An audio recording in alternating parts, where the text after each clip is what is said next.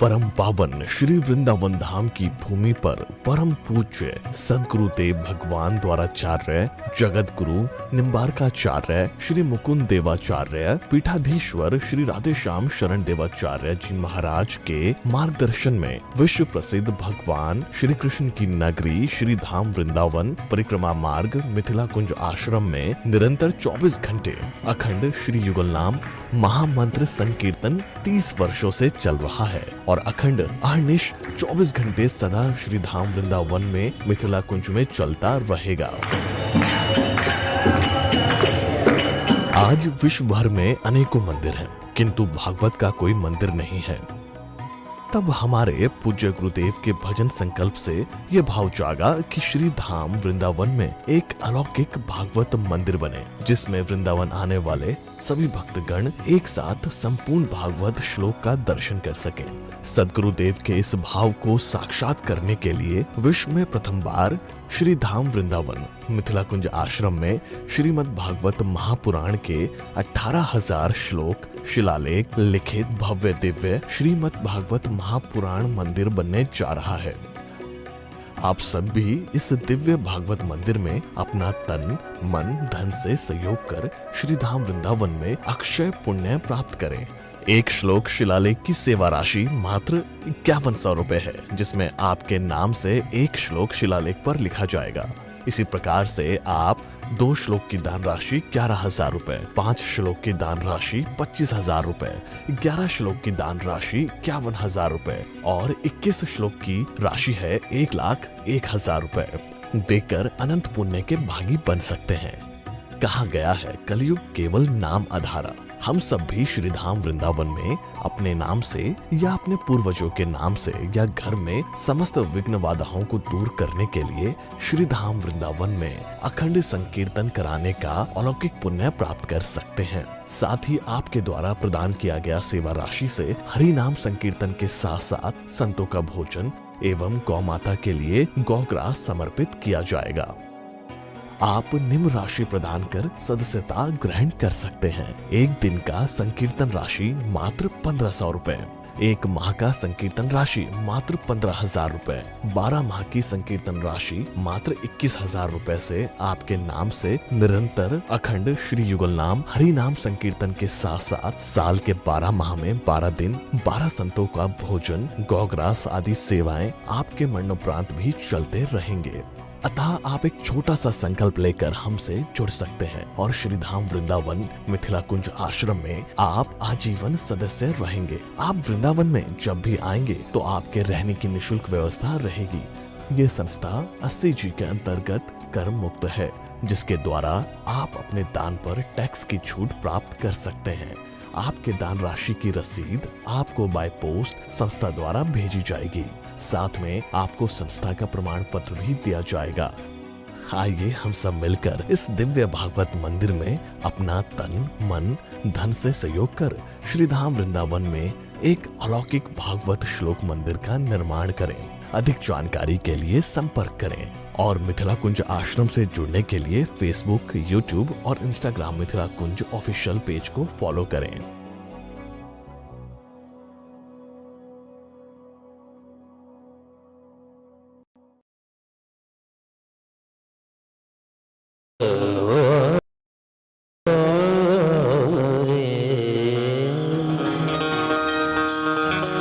कीजिए कृपा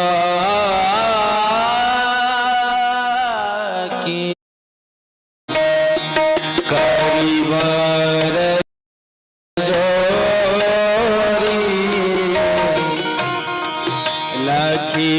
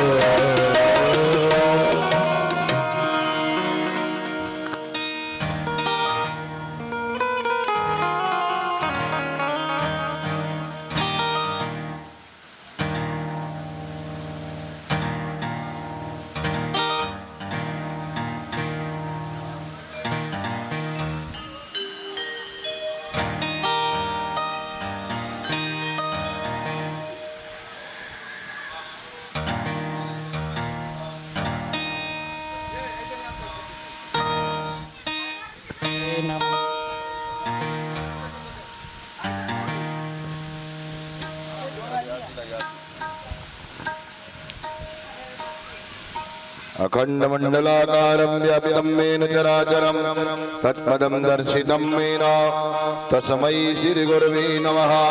यं प्रत्ययन्तमनुपेतमपीतकृत्यं द्वैपायनो विरहकातरयाजुहाव पुत्रेति तन्मयतया तरमोऽभिनेद तं सर्वभूतहृदयं मुनिमानतोऽस्मि।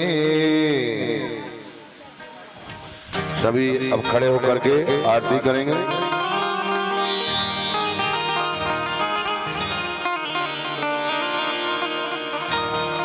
सभी क्वेता ग्रामवासी अपने अपने घर से निमंत्रित होकर के कथा पंडाल में आ जाएं। महाराज श्री व्यास आसन पर विराजमान हो गए हैं, आकर उनकी वाणी के कथा का रसास्वादन करें। जय श्री राधे। आरती। ओम चंद्रमा मनसो जात सूर्य अजायता तोतात्माय च प्राण चमका दग्निरजायता। भागवत भगवान की है आरती, पापियों को पाप से है आरती। भागवत भगवान की है आरती, पापियों को पाप से तारती।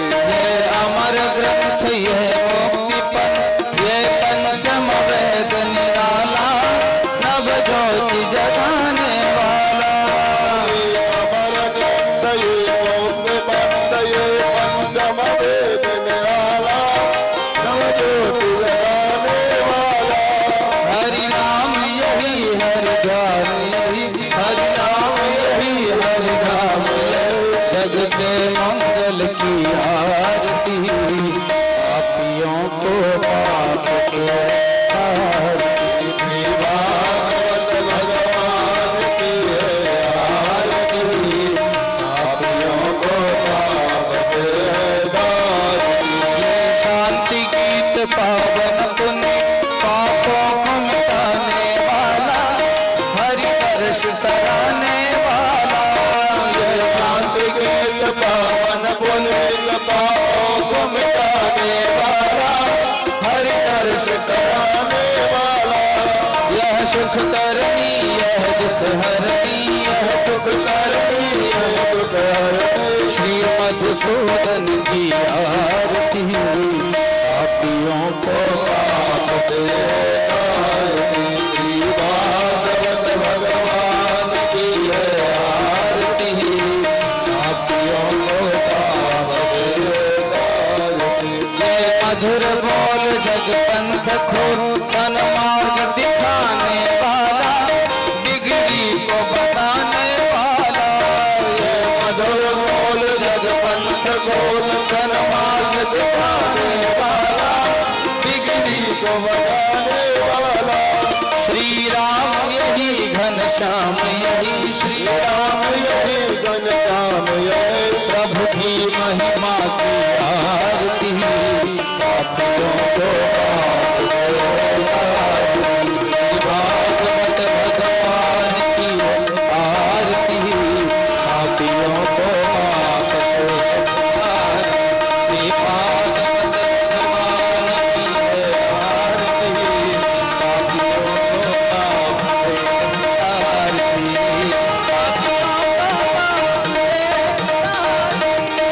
पापियों को पाप से ओम जय शीतलीकरणं ध्यो रांदिरंदर जगन रांदिरावह रांदिरोगद विश्वे देवाः शांति ब्रह्म शांति दर्भकं शांति शांतिरेव शांति दामा शांतिरेधि। ओम देवादिवंदनं मंत्रपुष्पेतां जगनेन जगन्मय जन्त देवास्तानि धर्माणि प्रथमान्य सन्नादि अनाकं महिमानः तजन्तत पूर्वे तात्याः सन्ति देवाः। ओम एकदन्ताय विद्महे वक्रतुण्डाय धीमहि तन्नो दन्ति प्रचोदयात्। हरिः ओम नन्दनाय विद्महे यशोदानन्दनाय धीमहि तन्नो कृष्ण प्रचोदयात्। ओम श्री विष्णुभानुजायै च विद्महे श्रीकृष्णप्रियायै च धीमहि तन्नो राधा प्रचोदयात्।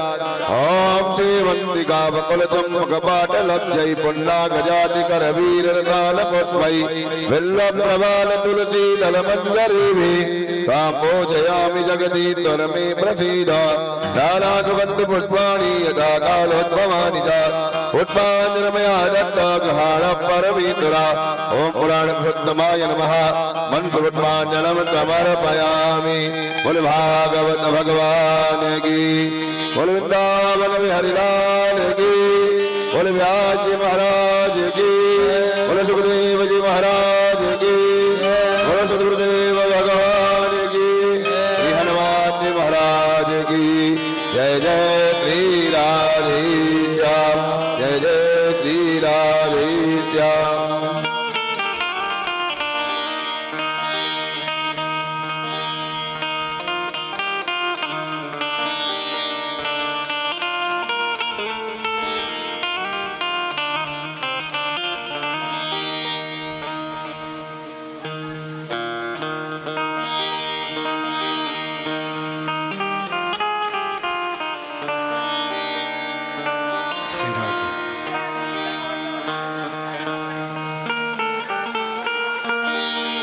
तबियत खराब છે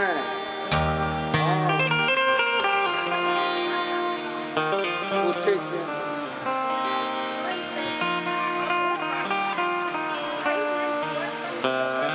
હું કાની ચઢાવે તમે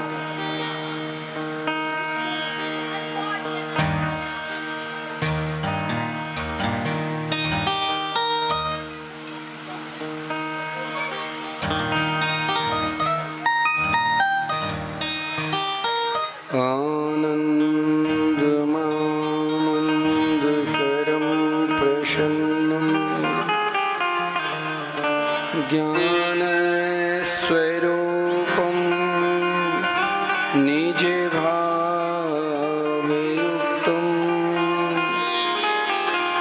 योगेन्द्रमेद्यं भवरोगवेद्यं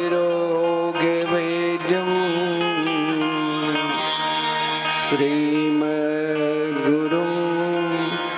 नित्यमहं स्मरामि।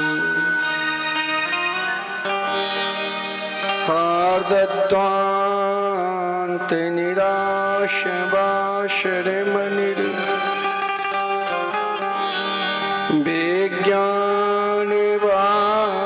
विज्ञानवारानिधि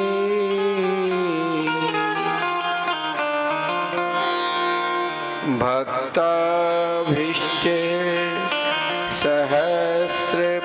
सहस्रपूरणविदो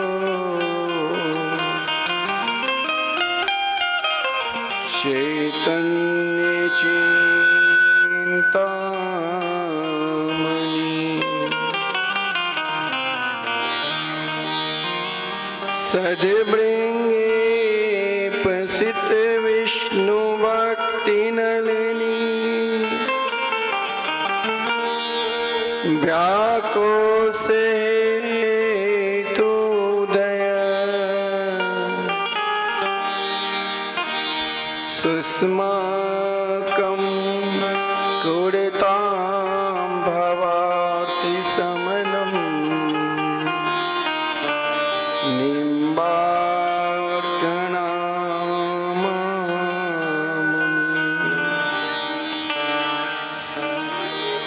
नमस्तस्मै भगवते कृष्णाय कुञ्जमेधसे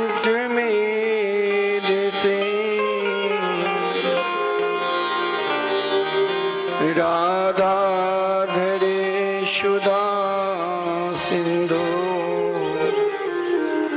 नमो नित्ये बिहारिणि।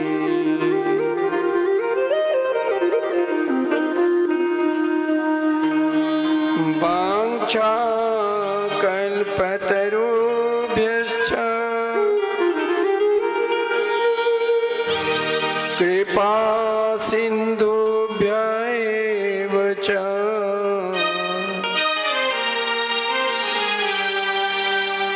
पतितानां पावनेभ्यो वैष्णवेभ्यो नमो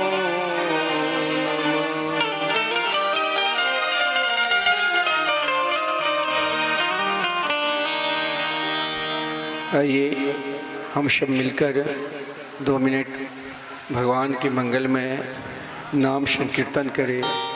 तत्पश्चात कथामृत का रसास्वादन करेंगे।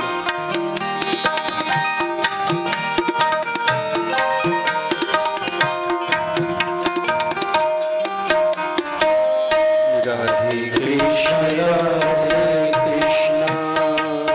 कृष्ण कृष्ण राधे राधे राधे श्याम राधे श्याम श्याम श्याम राधे राधे राधे कृष्ण कृष्ण कृष्ण राधे राधे राधे श्याम श्याम श्याम श्याम राधे राधे राधे कृष्ण कृष्ण कृष्ण कृष्ण राधे राधे राधे श्याम श्याम श्याम श्याम राधे राधे राधे कृष्ण कृष्ण कृष्ण कृष्ण राधे राधे राधे श्याम श्याम श्याम श्याम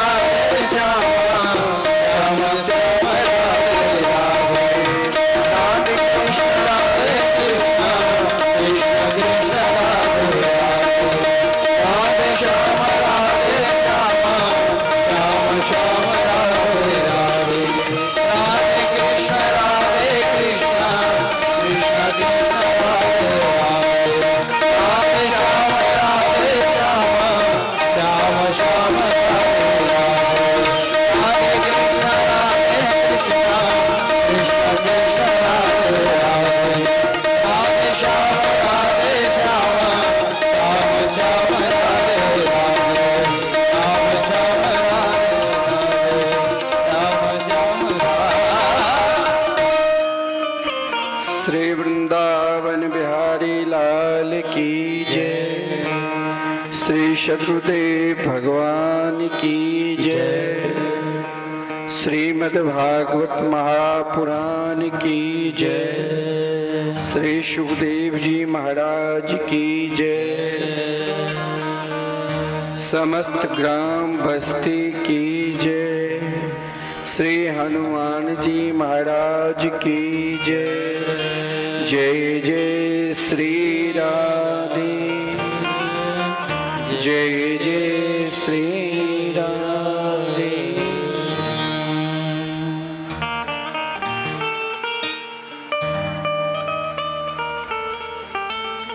आनंद कंद स्वरूप ब्रज पुरंदर नंदन वैदिक प्रतिपाद श्री यशोदा के लाडले लाल श्री नंद नंदन श्री श्याम सुंदर के बांगमयी प्रतिमूर्ति श्रीमद् भागवत सप्ताह कथा ज्ञान यज्ञ में आज हम सब 5वें दिवस में प्रवेश करने जा रहे हैं। समस्त भागवत प्रेमी श्रोता समाज जो भागवत के पंडाल में विराजमान होकर कथामृत का रसास्वादन कर रहे हैं या ध्वनि यंत्र के माध्यम से अपने घर पे कथामृत का रसास्वादन कर रहे हैं, वो अपने मन को श्री भागवत भगवान के चरणार बिंद में लगाकर कथामृत का रसास्वादन करें। कल की कथा के प्रसंग में आदरणीय श्रीमान सुखदेव जी महाराज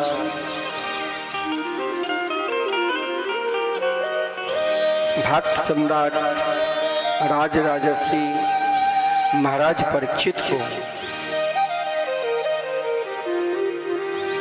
श्री कृष्ण जन्मोत्सव की कथा श्रवण कराई। श्री कृष्ण जन्मोत्सव में जो आनंद, क्योंकि नंद बाबा के विषय में कहा गया है, नंदो यानंद रूपस्य यशोदा मुक्तिदायिनी, जो स्वयं आनंद के स्वरूप है। आज नंद बाबा के घर में स्वयं आनंद और आह्लाद प्रेम के प्रतीक साक्षात परब्रह्म परमात्मा के प्रागट हुए हैं। जो उत्साह आज नंद बाबा के हृदय में है, वही उत्साह समस्त ब्रजवासी लोगों में है। सबके हृदय में जैसे कल हम सब को लगा कि स्वयं श्री कृष्ण मेरे हृदय से ही प्रकट हुए हैं, समस्त ब्रजवासियों को, जितने भी ब्रजांगनाएं हैं, ब्रज की गोपिकाएं हैं, सभी को लगा आज हम ही यशोदा और मेरे यहाँ ही साक्षात ब्रह्म परमात्मा प्रकट हुए। सब नाच रहे थे, झूम रहे थे, गा रहे थे, नंद घर आनंद भयो, जय कन्हैया लाल की। एक दूसरे के ऊपर माखन मिश्री लुटा रहे थे। नंद बाबा भी जब देखा कि यहाँ समस्त ब्रज के समस्त प्राणी आज अपना सर्वस्व लुटा रहे हैं, भगवान के चरणारविंद में लुटाने से ऐसा नहीं होता है कि धन घट जाए। एक भक्तमाल में कथा है कि एक संत जगन्नाथ जी के अनन्य भक्त थे। संत नित्य जगन्नाथ जी के दर्शन करने के लिए नित्य प्रति जाया करते थे। स्वयं संत प्रत्यक्ष भी जगन्नाथ जी के, श्री कृष्ण के प्रत्यक्ष भी दर्शन करते थे। श्री माधवदास जी महाराज एक दिन वो बाजार गए, देखा कि माली बहुत सुंदर फूल के माला बना रखी। संत ने सोचा कि ये फूल के माला यदि आज हम अपने कन्हैया को पहना देते तो वैसे ही वो सुंदर है और उनकी सुंदर फूलों की बंगला में एक अलौकिक स्वभाव होता। संत जब पूर्व की बात है, उस समय में 5 रुपया में बहुत सुंदर फूल के माला मिलती। वैसे 5 रुपया में मानव सर्वश्रेष्ठ हार बना हुआ था। उसी समय एक राजा, जिस समय संत उन फूल को माला को खरीदने के लिए पैसा देने लगे मालिक को, तो एक राजा या कोई सेठ था जो बेस्या के लिए देखा कि माला बहुत प्रिय है, यदि उनके लिए यदि हम ये माला खरीद कर ले जाते तो वो अपने बाल में गजरा लगाती, बहुत उनकी शोभा होती। वो कामी राजा सेठ उन माला को खरीदने के लिए तैयार हो गए। माली से कहा कि मैं 10 रुपया तुम्हें देने के लिए तैयार हूं। संत ने कहा मैं 20 रुपया। होते होते माला के दाम संत ने 1000 रख दिया तो सेठ ने कहा 20,000। लाखों करोड़ों माला आ सकते थे। अंत में वो संत ने कहा कि मैं अपना सर्वस्व जो भी मेरे पास है, करोड़ों की संपत्ति जो भी, मैं सब कुछ इन माला में समर्पित करना चाहता हूं। अब वो सेठ ने सोचा भाई इतना पैसा अगर मैं खर्चा करूं तो लाखों बेस्या मिल जाए। भगवान के लिए उसने सोचा जब ये देह ही हमारा नहीं है तो ये धन कहां से रहेगा, क्यों नहीं मैं प्रभु में ही अपना सर्वस्व धन समर्पित कर दूं। अब देखिए लाखी मैया, लोग कहते हैं कि एक छोटी सी झोपड़ी है सबरी की तरह, वो भी बेचकर अपनी कथा सुन लिया, भंडारा कर रहे हैं।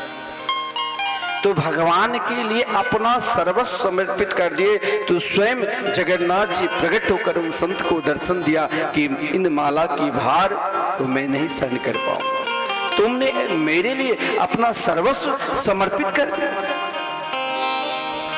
आज नंद बाबा को लगा जब मेरे घर में साक्षात आनंद ही प्रकट हुए हैं। आदरणीय श्रीमान सुखदेव जी कहते हैं कि नंद बाबा ने जब ब्राह्मणों ने स्वस्ति वाचन किया, सब नंद के लाला को दर्शन करने के लिए तरस रहे।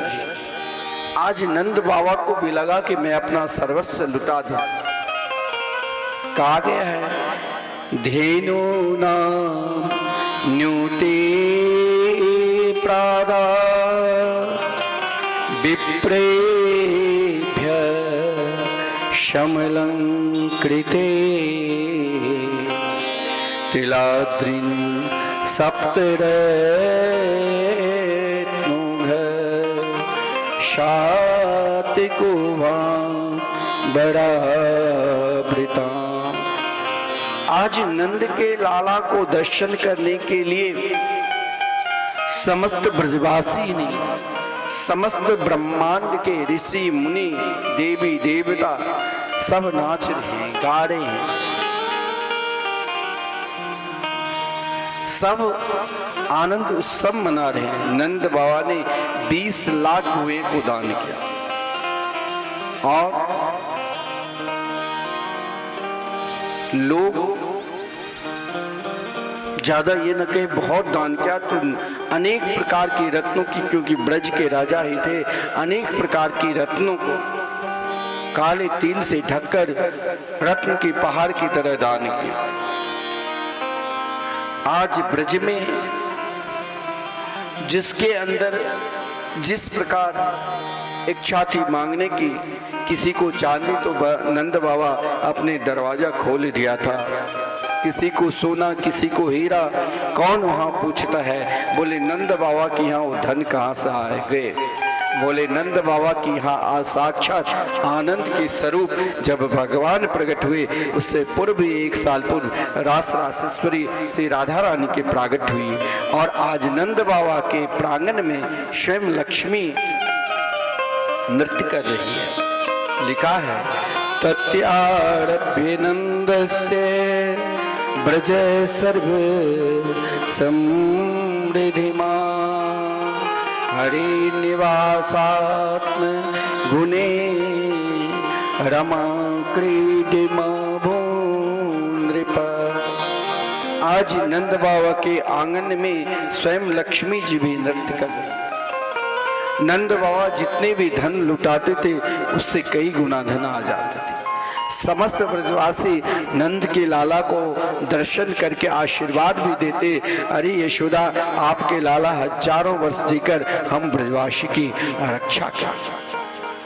श्री कृष्ण जन्मोत्सव में समस्त ब्रज के जो भी प्राणी हैं सब दर्शन करने के लिए आए, परंतु माता रोहिणी जब नहीं आई, क्योंकि माता रोहिणी के पति कंस के कारागार में बंद था, और शास्त्र में कहा गया है जिसके जीवन में कष्ट आता है उसे किसी विशेष उत्सव में नहीं जाना चाहिए। इसीलिए रोहिणी जी के पुत्र भी श्री बलराम जी जब अवतार लिए तो उसने प्रतिज्ञा की थी कि जब तक हम श्री कृष्ण के दर्शन नहीं करेंगे तब तक नेत्र नहीं खोलेंगे। रोहिणी जी के हृदय को भाव कर नन्हे से छोटे से नंद के लाला रुदन करने लगे। जो ही रुदन किए, अब यशोदा जी ने सोचा लगता है रोहिणी जी नहीं आई। आज यशोदा और नंद बाबा स्वयं अपने लाल को गोद में बिठाकर और रोहिणी माता के पास ले जा। लिखा है रोहिणी च महाभागा, भागवत में परम महाभागशाली इस संसार में वही प्राणी है। महाभागशाली किसे कहा गया? इस संसार में परम महाभागशाली वही है जिस दिन जीवन भगवान की ओर चले, जिस दिन जीवन यह कहे कि अब हम संसार से थक गए हैं, हमें भगवान का भजन करना है, उसी दिन से भजन करना प्रारंभ कर दे। जिस दिन मन भगवान की कथा सुनने की इच्छा करे, समस्त कार्य छोड़कर भगवान की कथा सुने। जब रोहिणी जी के महल में नंद बाबा यशोदा जी पहुंचे, गोद में नन्हे से छोटे से लाल है। रोहिणी जी ने उन लाल को देखा और अपने लाल की गोद में निकट रख दिया। तुरंत बलदेव भैया ने उन अलौकिक रूप को देखकर खिलखिलाकर हंसने। अब वहाँ उत्सव में महा उत्सव चला। देखिए श्री कृष्ण जन्मोत्सव केवल 1-2 दिन नहीं चला, 6 महीने तक लगा, जिसमें ब्रह्मा जी, शंकर जी, इंद्रादि समस्त देवता श्री कृष्ण जन्मोत्सव का आनंद लिए। इधर जब कंस ने जिस कन्या को वसुदेव जी ने ले गया था टोकरी में, वो कन्या को जब कंस मारने की कोशिश की तो वही कन्या कंस को एकला जिमा कर और कहा तेरे मारने वाले ब्रज में कहीं जन्म ले लिया है। ब्रज में सब उत्सव मना रहे हैं, लेकिन कंस जैसे अधर्मी दुखी है कि मेरे मारने वाले तो कहीं जन्म ले लिया है। अब कंस आपातकालीन सभा बुलाए। उन आपातकालीन सभा में जितने भी मंत्रीगण हैं, जो भी है, सबको कंस ने आमंत्रण किया, लेकिन एक कंस के ही मंत्री पूतना था। पूतना के अंदर 13,000 हाथियों की बल है। और पूतना कंस से कहा आप चिंता मत करो, चाहे ब्रज में जहां जिस गांव में जिस ओर आपके शत्रु जन्म लिए होंगे, मैं जरूर उसे दुग्ध पान कराकर मार दूं। कंस ने कहा अरे पूतना, तू विशाल रूप 13,000 हाथियों की बल, जिन पूतना में उन पूतना इस रूप लेकर कैसे ब्रज में जाएगी। पूतना ने कहा मैंने ब्रह्मा से वरदान प्राप्त कर चुकी हूँ, मैं चाहूं तो लक्ष्मी की तरह सुंदरी बन सकती,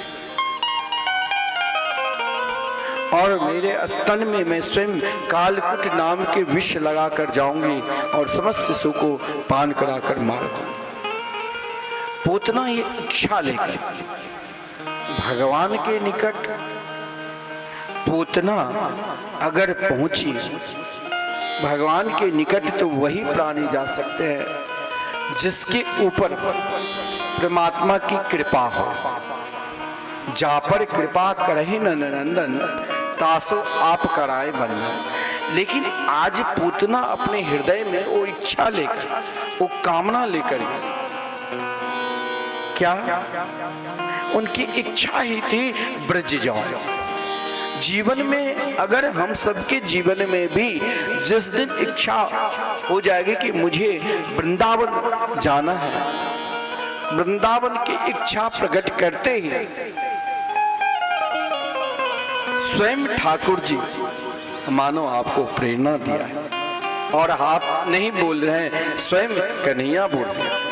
पूतना ठीक है, कभी कभी प्राणी मात्र को क्या होता है तो भगवान की ओर नहीं झुककर दुनिया की ओर झुकने लग जाता। पूतना जब अति रूपवती हो गई, देवांगनाएं की तरह, इधर नंद बाबा कंस के कर देने के लिए मथुरा गए, जिस क्रम में वसुदेव जी ने नंद बाबा को कहा आप कंस को कर दिए तो शीघ्र आप लौट कर जाओ। और आज इधर गोकुल की नगरी में धूमधाम के साथ यशोदा अपने लाल की छठियार मना रहे। आज चतुर्दशी के दिन है, सब नाच रहे हैं, झूम रहे हैं, गा रहे हैं, बार बार यशोदा के लाल के दर्शन कर सब आशीर्वाद दे रहे हैं। सुबह से लेकर दोपहर तक सब आशीर्वाद देते देते नन्ही से छोटे से यशोदा की लाल मैया की गोद में सो गए। मैया यशोदा ने अपने लाल को पल्लम में रखकर और उनके रूप माधुरी को निहार रही। इधर देखो, कभी कभी भीड़ का फायदा दुष्ट लोग भी कर ले। अब यहाँ पूतना जिस समय मथुरा से चली और मन में विचार कर रही है मुझे किस गांव में जाकर कौन से शिशु को मारना है, भगवान ने योग माया को आदेश दिया कि इसे कहीं और नहीं, सीधे मेरे महल में भेज दो। पूतना कौन है? पूतना किसे कहते हैं? पूतना शब्द का अर्थ ही है, भगवान स्वयं गीता में भी वर्णन करते हैं, न ही ज्ञाने न सदृशम पवित्र मीह विद्यते। पूतना वो है जिसके अंदर और बाहर लेस मात्र भी पवित्रता ना हो, सदा वो अपवित्र अवस्था में ही रहते हो, ना वो कभी नहाते हो ना कभी भगवान की पूजा करते, हर हमेशा अपवित्र अवस्था में रहने वाले ही पूतना है। और पूतना क्या करती थी? शिशुम चचार निगणंती पूरा ग्रामा ब्रजादिषु। पूतना अविद्या है, वासना के प्रतीक, इच्छा के प्रतीक है। पूतना 5 ज्ञानेंद्रिय, 5 कर्मेंद्रिय, मन बुद्धि चित्त अहंकार में पूतना के निवास। पूतना अपने जीवन में कभी कभी देखा जाता है, बहुत लोग कहते हैं अरे महाराज ये तो महान अधर्मी था, लेकिन कैसे इनका जीवन बदल गया, अब वो सारा अधर्म को छोड़कर भगवत भजन में लग गए, समाज के कार्य में लग गए। कारण क्या है? यही देखा जाए तो पूतना के अंदर भी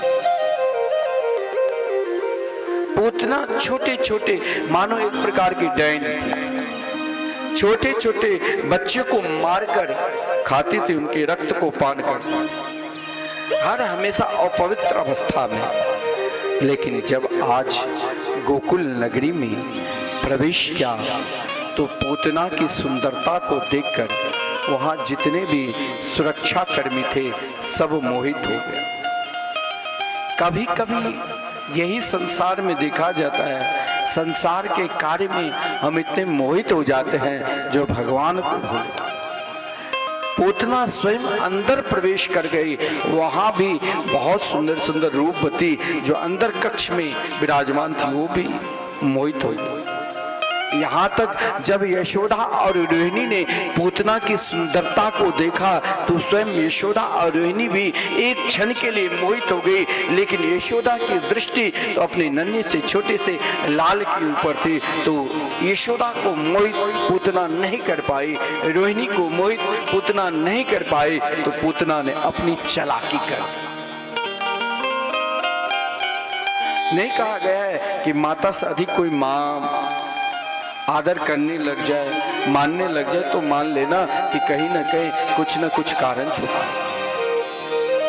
उनकी नजर भी लग गई। पूतना ने कहा अरे यशोदा तू मेरे को नहीं जानती है, हम दोनों अब तेरे को शादी हो गई और ये 88 साल की अवस्था में लाला हुए हैं, तुम्हें पता नहीं हम दोनों तो एक ही साथ जब बालापन में हम एक साथ यमुना जी में जल भरने के लिए जाया करती थी। यशोदा भोली वाली थी। यशोदा शब्द का अर्थ ही होता है जो यश को दान करे, जो दूसरों को सम्मान करे, दूसरों का आदर करे, जो अपना यश को दान करे, वही यशोदा। यशोदा ने सोचा अरे ये सही में मेरी बहन होगी। यशोदा लज्जित हुई।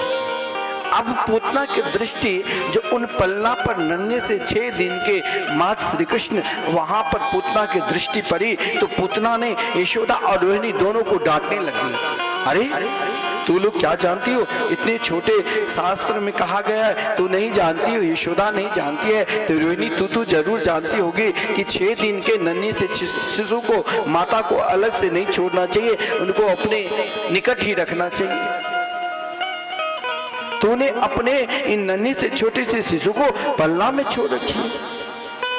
अब भोली भाली माँ यशोदा ने सोचा कि देखो मेरी लाल के प्रति ये गोपी के अति प्रेम है, जिस कारण यशोदा और रोहिणी ने कहा आप मेरे लाल को अपने गोद में रखो, मैं जरा लोगों को, बहुत लोग आज आए हैं, उसे जरा मैं सम्मान करता, क्योंकि सब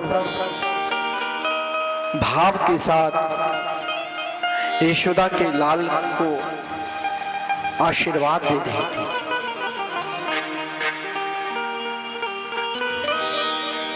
बस एक ही आशीर्वाद, जुग जुग जीवोरी मैया तेरा ललन जुग जुग यशोदा मैया तेरा ललन जुग जुग जीवे यशोदा मैया तेरा ललन हरे तेरा ललना मैया तेरा ललना तेरा ललना मैया तेरा ललना जुग जुग मेरी यशोदा मैया तेरा ललना जुग जुग मेरी यशोदा मैया तेरा ललना।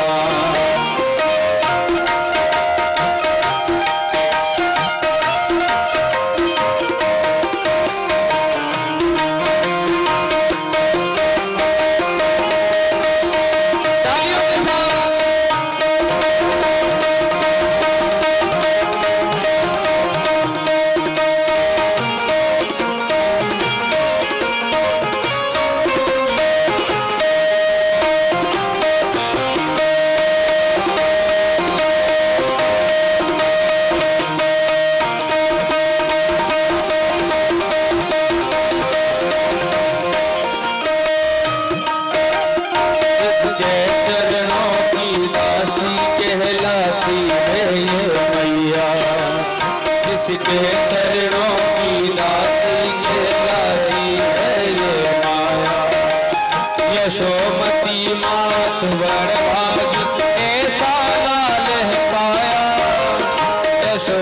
होती माँ तो यशोदा लह पाया तेरे की निंदा कोई तोड़ना तेरे कन्हैया की ना कोई तोड़ना जुगत दुखी होती यशोदा मैया तेरो यशोदा की लाल की और नाच रहे थे, गा रहे थे, सब आशीर्वाद दे रहे थे।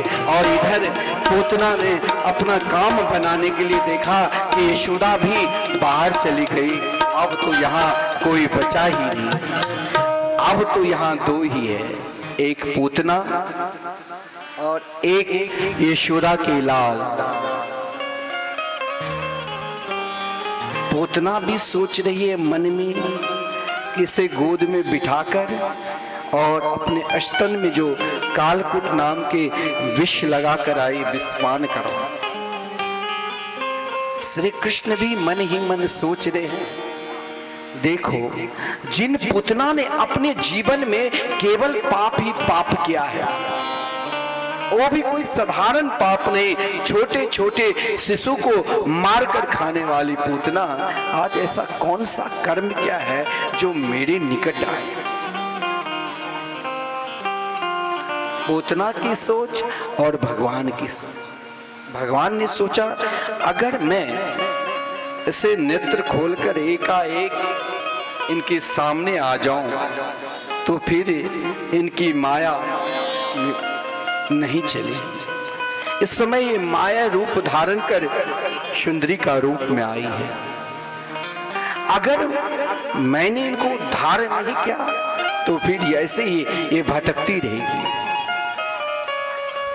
लेकिन इसके अंदर कुछ भाव तो जरूर होगा। भगवान ने सोचा कि भाव लेकर क्या आया। तो जो ही पूतना प्रभु को गोद में बिठाने की कोशिश की, भगवान ने एक क्षण के लिए, एक पल के लिए चराचरात्मा सा निमिलिते क्षण, एक पल के लिए, एक क्षण के लिए अपना नेत्र बंद कर लिया। और नेत्र बंद करके देखिए वो कितने दयालु है, कितने कृपालु है। जो एक विषदायिनी पूतना जिसने मारने की लाई, लेकिन भगवान क्या सोच रहे हैं। भगवान ने सोचा कि ये जरूर, भगवान ने सोचा ये जरूर कुछ न कुछ पुण्य किए हुए। बिना पुण्य के फलस्वरूप हम इन कथा मंडप में आ ही नहीं सकते। बिना पुण्य के फलस्वरूप हम भगवान के भजन कर ही नहीं सकते। मंदिर जाना, भगवान को दर्शन करना, यह एक धर्म है। क्योंकि जिस समय आदरणीय श्रीमान भरत जी प्रभु श्री राम के दर्शन करने के लिए चित्रकूट गए, तो मार्ग में प्रयागराज में भरद्वाज ऋषि के आश्रम मिला। भरद्वाज ऋषि ने भरत जी की परीक्षा ली। उन परीक्षा में भरत जी सफल हो गए। तो भरद्वाज ऋषि ने यही कहा, क्या सब साधन करे सुफल सुहागा, सब साधन सुफल सुहागा, लखन राम सिय दर्श पावा, नाम सिय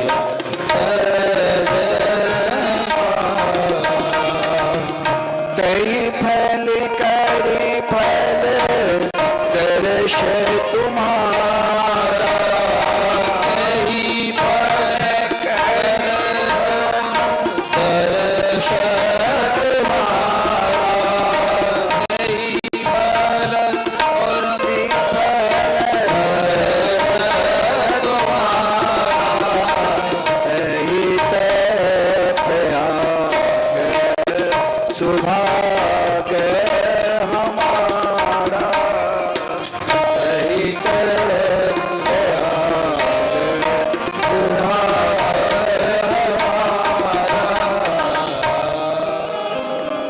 जीवन के साधन क्या कहा? हमने दान किया, हमने गंगा जी स्नान की, हमने माता पिता को सम्मान किया, हमने बड़े बुजुर्ग को आदर किया। इसका फल प्रभु के चरणार में मिल जाएगा। और भरद्वाज ऋषि ने कहा, मैंने जीवन पर्यंत तप किया, उन तप की साधन, उन तप के फल मुझे श्री राम लखन और मां जानकी के दर्शन मिले। लेकिन प्रभु श्री राम लखन और माता जानकी के दर्शन के फल आज भरत जी जैसे परम भक्त सम्राट, परम प्रिय भगवान के भक्त के दर्शन, केवल वो आनंद मुझे ही नहीं मिल रहा है, और सहित प्रयाग सुहाग हमारा। आज प्रयाग भी धन धन हो गए जो आप जैसे परम प्रिय भक्त पधारे मेरी कुटिया पे। भगवान के निकट और महापुरुष के दर्शन करना, संत के दर्शन करना, सत्संग प्राप्त होना, ये महाराज परमात्मा के दर्शन के ही पुण्य का फल है। आज पूतना जो राक्षसनी थी, जिसने कभी अपने जीवन में लेस मात्र पुण्य नहीं किया, भगवान ने जिस समय पूतना पलना में सो रहे थे प्रभु, और मैया यशोदा की याद कर रहे थे कि मैया तू कितनी भोली भाली हो, तो मुझे उन राक्षसनी लग छोड़ दिया जिन राक्षसनी के उद्देश्य है मारने, परंतु आज मुझे इनकी कल्याण करना है, क्योंकि इसके अंदर कहीं न कहीं माता भाव जरूर छुपा है।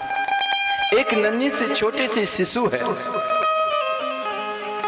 6 दिन के या 15 दिन के, महीने भर की, उनको क्या पता कि अपनी माता की दुग्ध पान करा रहे हैं या कोई पड़ोसी की माता दुग्ध पान करा रहे हैं।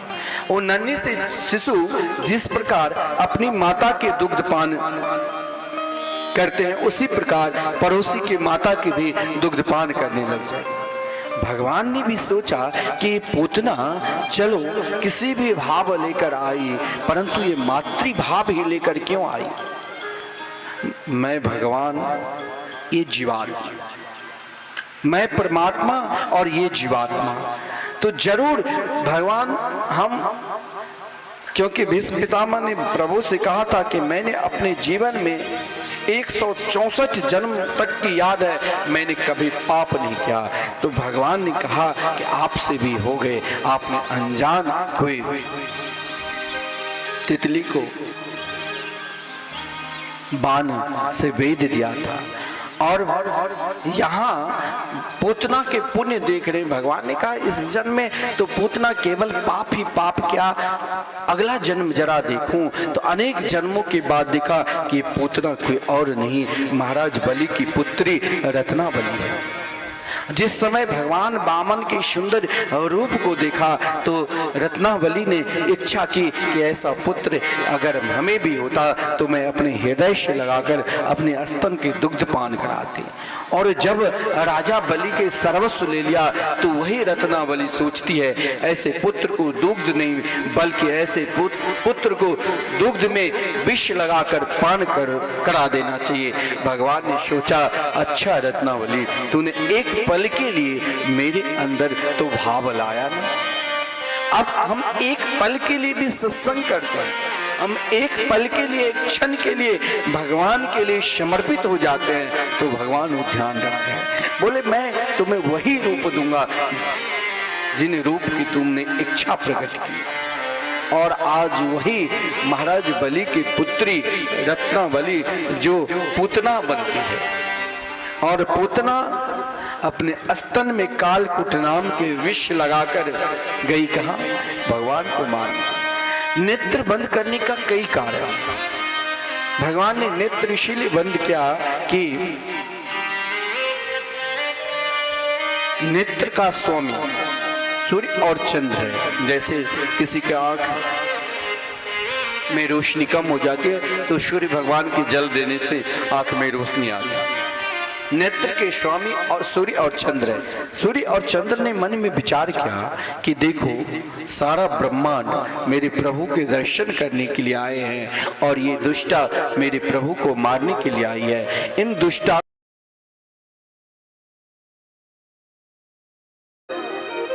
चिल्लाई सा मंच मंचाल मिति प्रभासनी, अरे नंद के लाला, अरे नंद के छोरा, मुझे छोड़ दो, छोड़ दो। पूतना ने 2 बार पुकारी। भगवान ने कहा, यही तो छोड़ना मुझे नहीं आता है, जब मैं एक बार पकड़ लेता हूं उसे छोड़ता नहीं। पूतना ने कहा, ठीक है, आप मुझे मत छोड़ो, लेकिन मैं भी प्रार्थना यही कर रहा हूं कि आप मुझे छोड़ो नहीं, कहीं नहीं छोड़ो। पूतना 2 बार ही प्रार्थना की। सा मुंच मुंचा मिति प्रभासनी, अरे नंद के लाला, अरे नंद के छोरा, अब मुझे नहीं इलोक चाहिए और नहीं मुझे प्रलोक चाहिए, अब चाहिए तो सीधे गोलोक वृंदावन, जहाँ केवल हम आपके नित्य लीला के दर्शन करूं और मुझे कुछ नहीं चाहिए, कुछ नहीं चाहिए। महाराज, उन पूतना के विशाल शरीर को देखकर समस्त ब्रजवासी भयभीत हो गए। माता यशोदा तो मूर्छित हो गई। भगवान ने पूतना के उन विशाल शरीर दुग्ध पान कर रहे हैं और महाराज जोर से पूतना को पकड़ रखे। पूतना उन वेदना से व्याकुल है, लेकिन उन विशाल शरीर को भगवान ने सोचा कहाँ गिराओ, तो यमुना किनारे गोकुल के नजदीक ही कंस के एक सुंदर बगीचा था, जिन बगीचा में पूतना के विशाल शरीर को जो ही गिरा, पूतना धाम से गिरी और भगवान उनके हृदय पर बड़े आनंद के साथ खेल रहे थे। उन गोपियों ने देखा, गोपियों उनके पीछे पीछे पीछे सबके सब दौड़ती हुई जा रही है, लेकिन वो नन्ही से छोटे से यशोदा के लाल मात 6 दिन की और इधर 13,000 हाथियों के बल वाली पूतना को आसानी से उद्धार कर दिया। और भगवान ईश्वर आनंद के साथ मुस्कुरा रहे थे, कभी रोने लग जाते थे। उन ब्रजांगनाएं ने पूतना के विशाल शरीर पे एक नसेनी, एक सीढ़ी लगाकर बांस की, तब चढ़कर भगवान को गोद में लिया। यहाँ महाराज कहा गया, पूतना के शरीर जहां जहां गिरे वो स्थान आज भी है। हाथ गिरी तो हाथरस, शंतलु कहते पैर गिरी तो पैगाम नाम की, बाल गिरी तो अलीगढ़ नाम की, जहां जो स्थान पे उनके हाथ पांव गिरी वो स्थान आज भी उनके नाम से पुकारा जाता। हाथरस, पैगाम, भगवान उन्हें नित्य कर दिया। इधर ध्यान देना, किसी के बच्चे को नजर लग जाए तो ये चरित्र बड़ा विलक्षण है। उन गोपियों ने सीधे यशोदा के गोद में उन नन्हे से छोटे से लाल को नहीं दिया। यशोदा मूर्छित अवस्था में गिरी हुई थी। रोहिणी भी व्याकुल अपने लाल के लिए रुदन कर रहे थे। जब रोहिणी से कहा कि देखो रोहिणी, यशोदा आपके लाल आ गए हैं, सुरक्षित है, वो डैन पूतना, वो योगिनी पूतना मारी गई। लेकिन यशोदा ने कहा मेरे गोद में दो, परंतु कहा नहीं, अभी नहीं, हो सकता है मेरे लाल को नजर लग गए। इसीलिए कहाँ ले गए? उन गोपियों ने सबके सब गौशाला ले गए। गौशाला आप देखिए, समस्त शास्त्र में कहा गया है, समस्त तीर्थों से सर्वश्रेष्ठ तीर्थ जहां गौ निवास करती है, गौ माता। और जैसे हम घर में बैठकर भजन करते हैं, उसका फल जो इतना हम परिश्रम करेंगे उतना ही नहीं, लेकिन वही भजन हम गौ के निकट गौशाला में करते हैं तो 10,000 गुना फल। और किसी के बालक छोटे हैं, 5 साल की, नजर लगता है, रात को रोने लग जाते हैं, शरीर नहीं बनता है, तो कहा गया है उनको गौशाला में ले जाकर, क्योंकि भगवान को उन गोपियों ने गौशाला में ले जाकर देसी कर, जिन गौमूत्र से, गौमूत्रेण स्नापित्वा, गौमूत्र से स्नान कराया गया। और क्या, कौन सा बाजार की कोई साबुन नहीं। आजकल बच्चे को बाजार की साबुन लगाते हैं तो उसे खुजली भी होने लग जाता है, क्योंकि उसमें अनेक प्रकार की केमिकल है। परंतु गोमूत्र में, गोमूत्र तो वैसे मिलता भी है शुद्ध आयुर्वेदिक दुकान में, गोमूत्र शुद्ध पानी में एक ढक्कन भी डालकर अगर नित्य स्नान करते हैं तो उन शरीर में अलौकिक महाराज तेज आता है। और गोबर नजर न लगे, तिलक, द्वादश तिलक, क्योंकि कहा गया है तिलक को देखकर अगर हमारे मस्तक पर तिलक है तो कहा गया यम डरपियो जबदास का, स्वयं यमराज भी डरने लग जाता है। और उन गोपियों की भाव देखो, जीवन में अपनी निष्ठा को, अपने प्रेम को, अपने समर्पित भाव को कभी त्यागना नहीं चाहिए। उन गोपियों के भाव एकमात्र यशोदा के लाडले लाल की ओर थे। और ये जो भागवत की बड़ा विलक्षण मंत्र है, दशम स्कंद में किसी के बच्चे के कोई नजर लग जाए, किसी भी प्रकार की ग्रह हो, ये बाल पंच श्लोक कहा गया है, जिन श्लोक के माध्यम से उन गोपियों ने श्री कृष्ण के ऊपर किसी भी प्रकार की नजर न लगे हो, नजर उतारने के लिए उन गोपियों ने उनके ही मंगलमय नाम से गुणगान किया और कहा, इंद्रियाणि ऋषिकेश प्राणा नारायणो वतु श्वेत दीप प्रतिष्ठितम मनोयोगे स्वरो वतु। देखिए निष्ठा, प्रेम और समर्पित भाव कैसे होना चाहिए, उन गोपियों से समझना चाहिए। अगर आपके हृदय में निष्ठा नहीं जग रहा है, आपके हृदय में प्रेम भाव नहीं जग रहा है, आपके हृदय में यदि द्वेष भाव भी उत्पन्न है, तो उन गोपियों की शरण में जाओ जिन गोपियों के हृदय में एकमात्र श्री कृष्ण के प्रति निष्ठा और प्रेम है। उन गोपियों ने अपने मन को, हम लोग भटकने लग जाते हैं, हमारी आदत हो गई है जो हम भटकते हैं, परंतु उन गोपियों की एक ही आदत श्री कृष्ण के चरणार बिंद में समर्पित। उन गोपियों ने श्री कृष्ण के लिए भी उनके ही नाम का शरण लिया, क्योंकि भगवान से भी श्रेष्ठ उनके मंगलमय नाम, क्योंकि स्वयं भगवान शंकर जी ने माता पार्वती से कहा, एक दिन माता पार्वती ने भोलेनाथ से कहा कि आप हर हमेशा मुस्कुराते रहते हो, ये मुस्कुराहट के कारण क्या है? बोले हम नित्य प्रभु के, उन चिदानंद स्वरूप प्रभु के हम नित्य भजन करते रहते, नाम जाप करते। बोले अब भगवान बड़े कि उनके नाम बड़े? तो भोलेनाथ ने कहा नाम नामीनो रभेदत्वा, नाम और नामी में किसी प्रकार की भेद नहीं।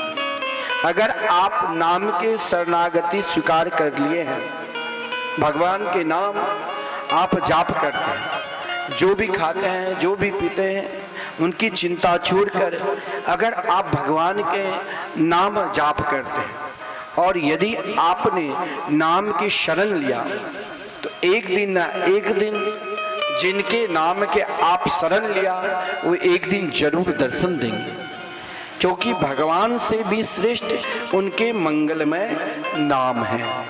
नाम नामिनो रभिदत्वा। अगर नाम याद है, मान लीजिए हमें अभी कथा हो रही है, कभी आना होगा और गांव में प्रवेश करना है, मुखिया जी से मिलना है और नाम ही याद नहीं है तो फिर हम भूल जाएंगे। तो कहने के तात्पर्य नाम अगर है तो नामी स्वयं मिल जाएंगे। तो उन गोपियों ने एकमात्र जीवन का संकल्प ले लिया कि मुझे कन्हैया के केवल नाम की शिवा कहें और भटकना ही नहीं। तो गोपियों ने कहा हे ऋषिकेश भगवान, मेरे लाला के समस्त इंद्रियों की रक्षा करना। हे नारायण भगवान, मेरे लाला के प्राण की रक्षा करना। हे श्वेत दीप निवासी प्रभु, मेरे लाला के चित्त की रक्षा करना। हे योगेश्वर भगवान, मेरे लाला की मन की रक्षा करना। हे गोविंद, मेरे लाला को खेलने वक्त रक्षा करना। हे माधव, मेरे लाला को सोने वक्त रक्षा करना। इधर भगवान मुस्कुरा रहे हैं उन गोपियों की प्रेम को देखकर, उन गोपियों की निष्ठा की देखकर। समस्त ब्रजवासी आपस में एक ही चर्चा कि लगता है आज कौन सी ऐसी गुजरिया आकर मेरे लाला पर टोना करते हैं। और इधर महाराज नंद बाबा जब ब्रज में प्रवेश किया, सूचना मिली, बहुत दुख हुआ। पूतना की जो जब शरीर को जलाया गया तो उन शरीर की जब कभी कोई लाश जलता है तो उसकी दुर्गंध आती है, लेकिन पूतना के शरीर की सुगंध सीधे ब्रह्मलोक में ब्रह्मलोक में प्रवेश किया। ब्रह्मा जी ने नेत्र बंद करके दिखा, अरे ये तो वही बाल घातनी जिसने छोटे छोटे बालक को मारकर खाने वाली पूतना आज ऐसा कौन सा कृत्य किया। अरे आज स्वयं श्री कृष्ण को गोद में बैठाया और श्री कृष्ण ने दुग्धपान करते हुए इनका उद्धार किया। कहा गया है कि इन पूतना मोक्ष की कथा श्रवण करने से गोविंदे लभते रतिम, भगवान के चैनार में प्रेम जगता है। इधर सब के सब जो नहीं आए थे पूछ रहे हैं ऐसा कौन आकर मेरे लाला पे टोना कर दिए। परंतु पूर्णमासी जी ने कहा कि लगता है एक गुजरिया जिसे यशोदा जी नहीं पहचान पाए, जिसने लाला के ऊपर टोना करके चली गई। अब लाला ठीक है, माता यशोदा के गोद में दिया। माता यशोदा दुग्धपान अपने लाला को करा रहे हैं और सब यही पुकार हैं, मेरो सिने मार दियो री तो ना हरी मेरो मछलो श्याम सलो। कौन सिने मार दियो री तो ना हरी मेरो मछलो श्याम सलो।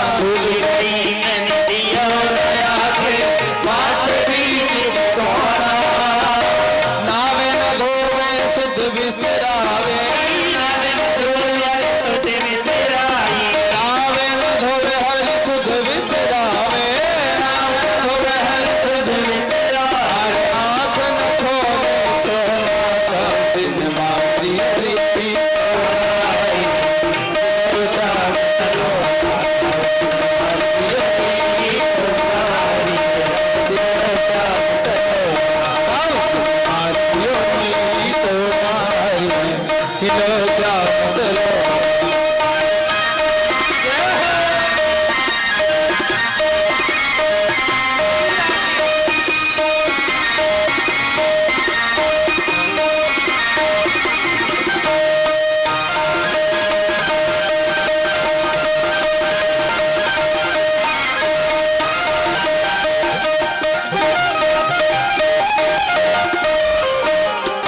पहले समझाई मैंने आपको सखी अंग सोना, पहले समझाई मैंने आपको सखी अंग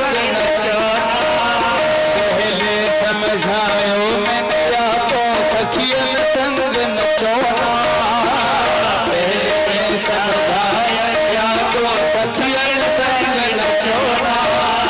या बालन की नजर बुरी है,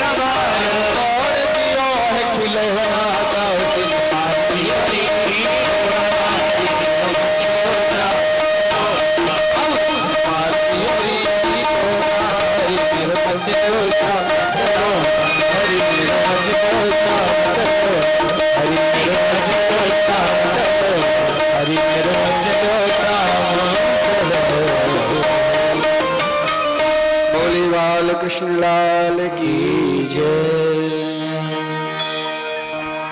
जैसे हम सब अपने लाल के जन्मोत्सव मनाते हैं वार्षिक, जब 1 साल के हो जाते हैं, लेकिन मैया अपने लाला को मास गांठा है, हर मास उनके उत्सव मनाते हैं।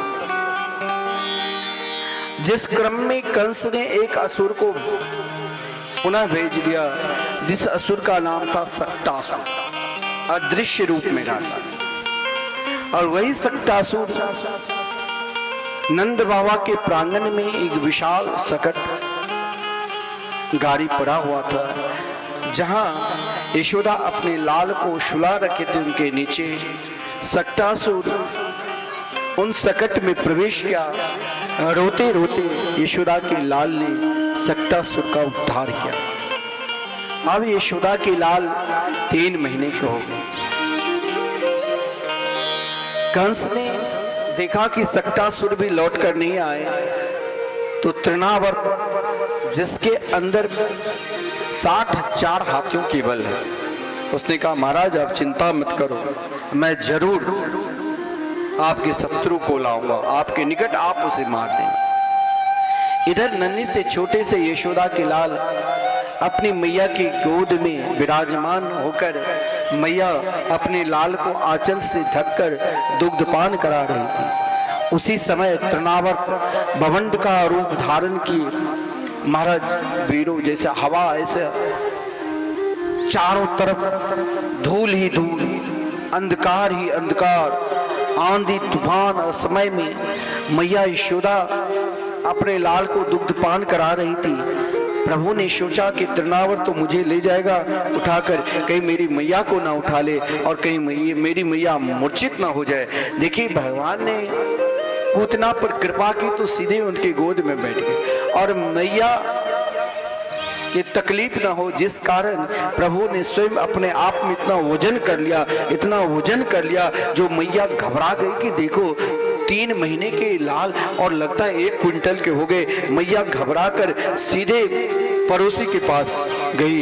इधर तृणावर भवंड का रूप धारण करते हुए चारों तरफ आंधी तूफान साथ में लेकर नन्हे से छोटे से यशोदा को लाल को उठाकर भगवान भी सोचा कि चलो तृणावर्त मुझे ले चलो, तुम आज मेरा उड़न खटोला का काम करोगे, समस्त ब्रज में मुझे घुमा दो ताकि मुझे गत समय माखन चोरी भी करना है। जब संपूर्ण ब्रज में भगवान उन तृणावर्त के गोद में बैठकर तृणावर्त चारों तरफ ब्रज में घुमा दिया, अब ब्रज से बाहर मथुरा ले जाने लगे।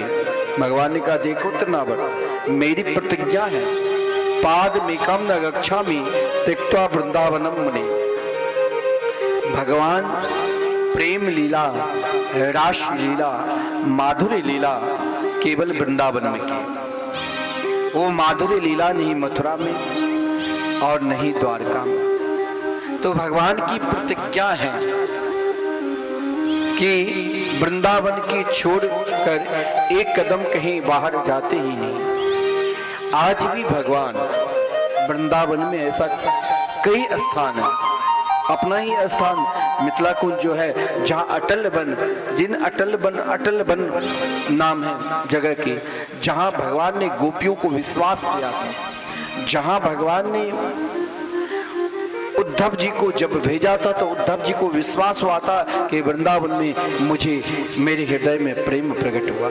जहाँ भगवान ने अक्रूर जी से विश्वास दिया था वही स्थान अटल वन है, जहाँ आज भी भगवान नित्य रास लीला और नित्य निधि वन में सेवा कुंज में, वैसे तो व्रज के कण कण में नित्य रास करते हैं, लेकिन प्रचलित है आज भी निधि वन में नित्य रास करने के लिए ठाकुर जी आते हैं। दिन में वहाँ हजारों बंदर देखोगे, हजारों लोग दर्शन करने के लिए, लेकिन रात्रि में कोई ठहरता नहीं। अगर रात्रि में कोई रुक गया तो फिर वो तो पहला इस नेत्र से देख ही नहीं सकता है, अगर उनकी कृपा होगी तो झलक पाकर फिर इस दुनिया में रह भी नहीं सकता है। तो भगवान ने तृणावर्त से कहा देख तृणावर्त, तो मुझे मत ले जा, मेरी प्रतिज्ञा है कि पाद मेकम न गच्छामि त्यक्त्वा वृंदावनम मुने, वृंदावन को छोड़कर मैं एक कदम भी बाहर नहीं जाता। इसीलिए वृंदावन के संत, रसिक संत, हमारे आचार्य चरण श्री भरदेवाचार्य जी ने हम सबको, अपने शिष्यों को समझाया कि रे मन वृंदा विपिन निहार, विपिन राज सीमा से बाहर हरियों को न निहार। यद्यपि मिले कोटि चिंतामणि तदपि न हाथ पसार, जय श्री भट्ट धूली दूसर थन यह आशा उड़धार, अरे मन वृंदा विपिन निहार। यानी आपके हृदय में उन प्रेम के प्रति पर्याप्रतम जब निवास कर रहे हैं तो फिर आपको कहीं भटकने की जरूरत नहीं। आपने हृदय काश को वृंदावन बनाओ और उन हृदय काश में पर्याप्रतम को वास कराओ, और फिर आपको कोई के भाई इनकी भक्ति छोड़कर आप मेरे शरण में आ जाओ तो बोले कोई यदि पारस मणि भी दे तब भी ना जाना। स्वयं ठाकुर जी भी इस रूप में आकर के कि तुम वृंदावन बिहारी को छोड़ दो, उनके पास भी मत जाना। तो क्या करना, वृंदावन की जो रज है, आप वृंदावन जाओगे ना तो वृंदावन से लोग पेड़ा खरीद कर लाए, वहाँ के पेड़ा प्रसिद्ध है, लेकिन वृंदावन की श्रेष्ठ प्रसादी क्या है, वहाँ की मिट्टी ब्रज रज। अब श्रवण करोगे स्वयं भगवान ने ब्रजरज मिट्टी खाई थी वृंदावन। तो जब तृणावर्त लेकर जाने लगे, भगवान ने जोर से तृणावर्त को पकड़कर स्वयं अपने आप को इतने वजन कर लिया। तृणावर्त को लगा कि मैंने यशोदा के घर से कोई पत्थर की टुकड़ा तो नहीं उठा कर लिया। और शास्त्र में कहा गया अंत्य गति सामति, अंत समय में जैसे आप सोचोगे वही रूप में आना पड़ेगा। लेकिन तृणावर्त ने परमात्मा के रूप को देखकर इस प्रकार विचार उत्पन्न किया, जिस कारण तृणावर्त को भगवान ने उद्धार किए। माता यशोदा अपने लाल की प्रेम में, कन्हैया के प्रेम में स्वयं को खो गई। देह का आभास हर हमेशा लाल को देखकर मुस्कुराती रहती थी। कभी कभी तो स्वयं कन्हैया को भी लगते थे कि कहीं मैया की नजर ना मेरे ऊपर लग जाए। एक नजर से एक ओर अपने लाल को देखकर मुस्कुराती रहती थी। तब तक 1 साल निकल गए। आज महाराज शास्त्र में कहा गया है 10वें दिन संतान को नामकरण संस्कार कर लेना चाहिए, लेकिन 1 साल 2 बालक घर में, रोहिणी के पुत्र 2 साल के और यशोदा जी के लाल 1 साल के, लेकिन नामकरण संस्कार नहीं हुए। आज महाराज वसुदेव जी ने प्रेरणा दी गर्गाचार्य जी। गर्गाचार्य जी प्रातः काल जिस समय नंद बाबा ब्रह्म मुहूर्त के समय में, क्योंकि मैंने कहा ब्रह्म मुहूर्त में स्नान करने से, ब्रह्म मुहूर्त में उठने से, आप नहीं भी स्नान, उठने मात्र से ही तेज बढ़ता है। नंद बाबा ब्रह्म मुहूर्त में नित्य गौ की सेवा करते। स्वयं ब्रज के राजा होकर नंद बाबा अपने ही हाथों से गौ की सेवा क्या करते। आज प्रातः काल के बेला में जब नंद बाबा गौ सेवा कर रहे थे तो गर्गाचार्य जी महाराज का दर्शन है। गर्गाचार्य जी महाराज के समान ज्योतिष विद्या के ज्ञाता ब्रह्मांड में उस समय कोई नहीं थे। आदरणीय नंद बाबा ने गर्गाचार्य जी के चरणों में प्रणाम क्या कहा, महाराज आज हम धन्य धन्य हो गए। गर्गाचार्य जी महाराज को देखकर नंद बाबा ने कहा मेरे घर में 2 संतान है, दोनों में से अभी तक किसी के नामकरण संस्कार नहीं हुए। महाराज आप कृपा करते तो मेरे दोनों पुत्र को नामकरण संस्कार कर देते और कुंडली बना देते। गर्गाचार्य जी ने कहा कि देखो नंद बाबा, एक समस्या है, मैं नहीं चाहता हूं कि मेरे कारण किसी के जीवन में कष्ट आवे, दुख आवे। और आप तो जानते हैं आपके पुरोहित महाराज सांडिल ऋषि है और हम यदुवंशियों के पुरोहित। कहीं कंस को सूचना मिल गई तो कंस फिर गोकुल में आक्रमण कर देंगे और कंस की दृष्टि बोगले की तरह अभी एकमात्र गोकुल की हो रही, ब्रज की। नंद बाबा ने गर्गाचार्य जी के चरण पकड़कर प्रार्थना करने लगे, भगवान आप जिस प्रकार जैसे ही कहोगे मैं वैसे ही करूंगा। गर्गाचार्य जी ने कहा बहुत सुंदर समय है, ब्रह्म मुहूर्त के समय है।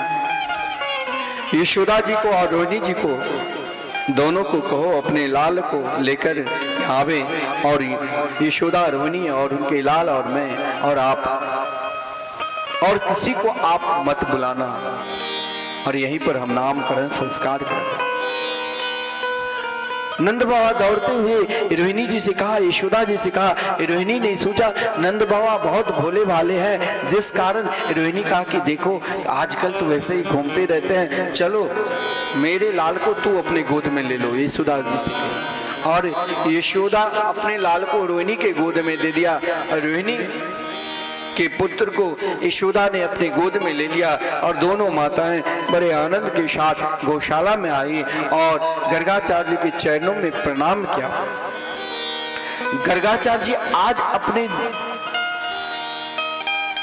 आप को धन्य मानते थे कि मैंने जीवन पर्यंत भागवत भजन के उन भजन के फलस्वरूप आज मुझे साक्षात परब्रह्म परमात्मा के नामकरण करने का सौभाग्य मिला।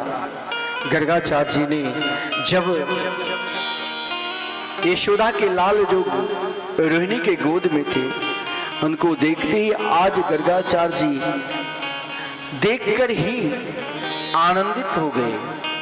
केवल आनंदित नहीं, देखिए कीर्तन करने पर, भजन करने पर शरीर में रोमांच आ जाए, आंख में आंसू आ जाए, गला अवरुद्ध हो जाए, तो मान लेना कि अगला जन्म पुनः अब मुझे नहीं आना पड़ेगा, अब हम सीधे भगवान के निकट रहेंगे। गर्गाचार्य जी ने जब परमात्मा के सुंदर रूप को देखा तो धैर्यम दुनोति कंपते शरीरम, धैर्य नहीं रहा, शरीर में कंपन आ गया। और महाराज रोमांच, बाल शरीर में जितने बाल ऐसे खिल गए, स्वयं गर्गाचार्य जी की समाधि ऐसी लग गई जो स्वयं अपना नाम भी भूल गए। अब क्या नामकरण संस्कार करे। गर्गाचार्य जी उन रूप को अपने हृदय सिंहासन पर बैठाकर बार बार यशोदा के लाडले लाल को दर्शन करते हुए थक ही नहीं रहे थे। जो यशोदा जी माता रोहिणी प्रातः काल आई और यहाँ समय निकल रहे हैं। गर्गाचार्य जी से कहा, बाबा चाहे आप नेत्र बंद करके ध्यान कर लो, चाहे मेरे पुत्र का जन्म नामकरण संस्कार कर। गर्गाचार्य जी ने कहा कहीं माता चली न जाए, जिस कारण गर्गाचार्य जी ने प्रभु के ध्यान करते हुए सर्वप्रथम रोहिणी के पुत्र का नामकरण संस्कार किया, जो रोहिणी का पुत्र यशोदा की गोद में थे। गर्गाचार्य जी ने कहा, अयम ही रोहिणी पुत्रो रमयन सुहृदो गुणी आख्यास्यते रामिति बलाधिक्यात् बलम विदु। बोले यशोदा की गोद में जो बालक है वो माता रोहिणी की है और बहुत श्रेष्ठ बलशाली सर्वश्रेष्ठ है और समस्त प्राणी के अंदर इसके बल रहेंगे, इसीलिए बलराम। जो हर प्राणी के जिसके जीवन में भयंकर से भयंकर कष्ट आवे और श्री बलराम जी का नाम का श्रवण करते ही उनकी समस्त कष्ट को दूर कर देते हैं, वो समस्त प्राणी के हृदय में निवास। बोले कभी एक माता की गर्भ से दूसरे माता के गर्भ में प्रवेश किए, जिस कारण संकर्षण, लेकिन जब यशोदा के लाडले लाल का नामकरण संस्कार किया, बोले इनके क्या नाम है। इनके नाम ही अनंत है, जिनके रूप अनंत, जिनके नाम अनंत, जिनकी लीला अनंत, जिनके स्वरूप अनंत, हम इनके क्या नाम रखें। कभी सतयुग में श्वेत रूप पे अवतार लेते हैं तो कभी पीत वर्ण में, इस समय तो ये श्यामला शलोना रूप में आए हैं। गर्गाचार्य जी ने उनके सुंदर रूप को देखते हुए श्री कृष्ण नाम रखा। कृष्ण शब्द का अर्थ ही होता है कर्षति सर्वान जीवान जैसा कृष्ण, या आकर्षति सर्वान जीवान जैसा कृष्ण, जो समस्त प्राणी को अपने तरफ खींच ले, आकर्षण कर ले, वही श्री कृष्ण है। लेकिन माता यशोदा ने गर्गाचार्य से ये कहा कि मैं आपसे और 2 प्रश्न करना चाहती हूँ। मेरे पुत्र का जिस प्रकार आपने कृष्ण नाम रखा, मैं तो बोल भी नहीं सकती। माता के एक प्यार का अलग से नाम होता है। तो माता यशोदा ने कन्हैया को नाम कन्वा रख दिया और श्री बलराम जी का नाम बलराम। परंतु जब माता यशोदा ने गर्गाचार्य से पूछा, ये बताओ इसके अंदर कुछ गुण है कि नहीं। अगर बालक है, पढ़ लिख लिया और वो पढ़ लिखने के बाद भी उसके अंदर गुण नहीं है, तो उसे पशुवत कहा। गुण रहे, क्योंकि कहा गया है आत्मदोषा दरिद्रता। अगर हम विपन्न बनते हैं, गरीब होते हैं, दरिद्रता आती है, तो उसमें स्वयं अपना दोष है। हमें परिश्रम करना चाहिए। गुण है तो सब पूजेंगे। तो जब मैया यशोदा ने कहा ये बताओ मेरे लाला के अंदर गुण है कि नहीं, अब गर्गाचार्य जी ने कहा इसके अंदर गुण है, ये तो साक्षात नारायण है। भगवान ने इशारा की कि मुझे भगवान मत बना देना, मुझे भगवान नहीं बनना है। देखिए ब्रज में आज भी ब्रजवासी कन्हैया को पुत्र के रूप में ही प्रेम करते हैं, सखा के रूप में ही, क्योंकि भगवान बनाना, भगवान ने इच्छा प्रकट की कि देखो गर्गाचार्य जी के ने जब गर्गाचार्य जी से प्रश्न किया कि मेरे लाल के अंदर गुण क्या है, तो मैया यशोदा ने प्रश्न किया तो गर्गाचार्य जी ने कहा नारायण इसके समान है। लेकिन भगवान ने जब इशारा की कि भाई हमें भगवान नहीं बनना है, भगवान को आप क्या सेवा करते होंगे वो तो आप सब जानते हैं ना। सबके घर में भगवान रहता है, देवी देवता, उनके तस्वीर को सुबह उठकर बस 2 अगरबत्ती दिखा दिया और सिमरिया घाट से या हर जगह चिनौरी मिलता है, 2 चिनौरी रख दिया। और कभी कभी तो कहीं निमंत्रण है तो वो भी भगवान के भाग में नहीं रहता, उसे तो बस अलमारी में बंद कर दो और अपनी खूब मौज मस्ती करो। भगवान ने कहा भाई हम ब्रज में तो भगवान बनने के लिए आए ही हैं, भगवान बनकर मैंने देख लिया, अलमारी में सदा बंद रहना पड़ेगा। अपने खूब तरुआ भरुआ खूब खाएंगे और भगवान को कहेंगे अरे मैंने तो भगवान को लगा ही दिया भोग, एक मिश्री के दाना चिनौरी के दाना, बस उनके तो भोग लग गया।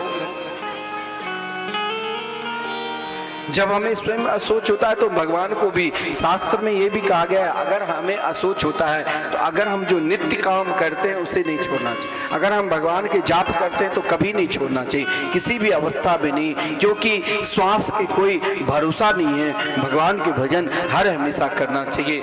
जब भगवान ने कहा मुझे भगवान बनकर नहीं रहना है बल्कि मुझे मैया यशोदा के पुत्र बनकर रहना है, तो गर्गाचार्य जी ने भगवान की ओर देखकर कहा नारायण समो गुणे, आपके लाला के अंदर नारायण के समान गुण हैं। बोले गुण हैं तो कहीं ये घर द्वार छोड़कर साधु संत बाबा न बन जाए, क्या विवाह करेंगे कि नहीं। अब गर्गाचार्य जी ने कहा देखिए कलयुग में हम सबके शरीर में 3.5 करोड़ रोम होता है और सतयुग में इसके डबल, द्वापर में इसके डबल 7.5 करोड़। गर्गाचार्य जी ने कहा कि इनके अंदर जितने रोम हैं उतने ही विवाह करें। अरे महाराज अब तो नंद बाबा यशोदा जी सबके सब घबरा गए कि कहीं इतना विवाह कहाँ से हम इतनी बहू को संभालेंगे। आज तो एक बहू को कोई संभाल ही नहीं पाते हैं और इतनी बहू को कहाँ से संभालना। गर्गाचार्य जी के चरण पकड़कर नंद बाबा ने प्रार्थना की कोई उपाय करो, आप संत है। बोले कि देखो चाहे कुछ भी हो जाए। गर्गाचार्य जी ने रास लीला के वर्णन कर दिए थे, रास के वर्णन कर दिए। बोले सार चाहे कुछ हो जाए लेकिन सब कुछ मैंने गणना करके देख लिया, 16,108 विवाह तो करेंगे ही। नंद बाबा ने कहा ठीक है उतना तो हम संभाल लेंगे। भगवान ने अपनी मैया को अपने समस्त 24 अवतारों को दर्शन करा दिया था, क्योंकि जब मैया ने अपने लाल को श्रृंगार करके भेजा तो कन्या कीचड़ में खेलने लगे। बोले तू सुगर जैसे लग रहे। बोले हाँ मैया तू कैसे पहचान गया, मैंने तो 12 अवतार धारण। जब पानी में खेलने लग जाते थे तो बोलते अरे तू कभी मछली बना था क्या। बोले हाँ मैया तुम्हें क्या पता, मैंने तो मत्स्य अवतार भी धारण। कभी तलवार से खेलने लग जाते थे तो मैया घबरा जाती। बोले अरे तू कभी क्या परशुराम बने हो के। बोले मैया तू तो मुझसे पहले ही सबको जानती हो, मैंने परशुराम भी बना। कभी अग्नि से जब जहां हवन नंद बाबा क्या करते वहां खेलने लग जाते थे, मैया घबरा जाती। बोले तू मत घबरा मैया मेरे मुख में ही अग्नि का वास है। प्रभु अपनी मैया को अपने बाल लीला में ही समस्त अवतारों को दर्शन करा दिया। एक दिन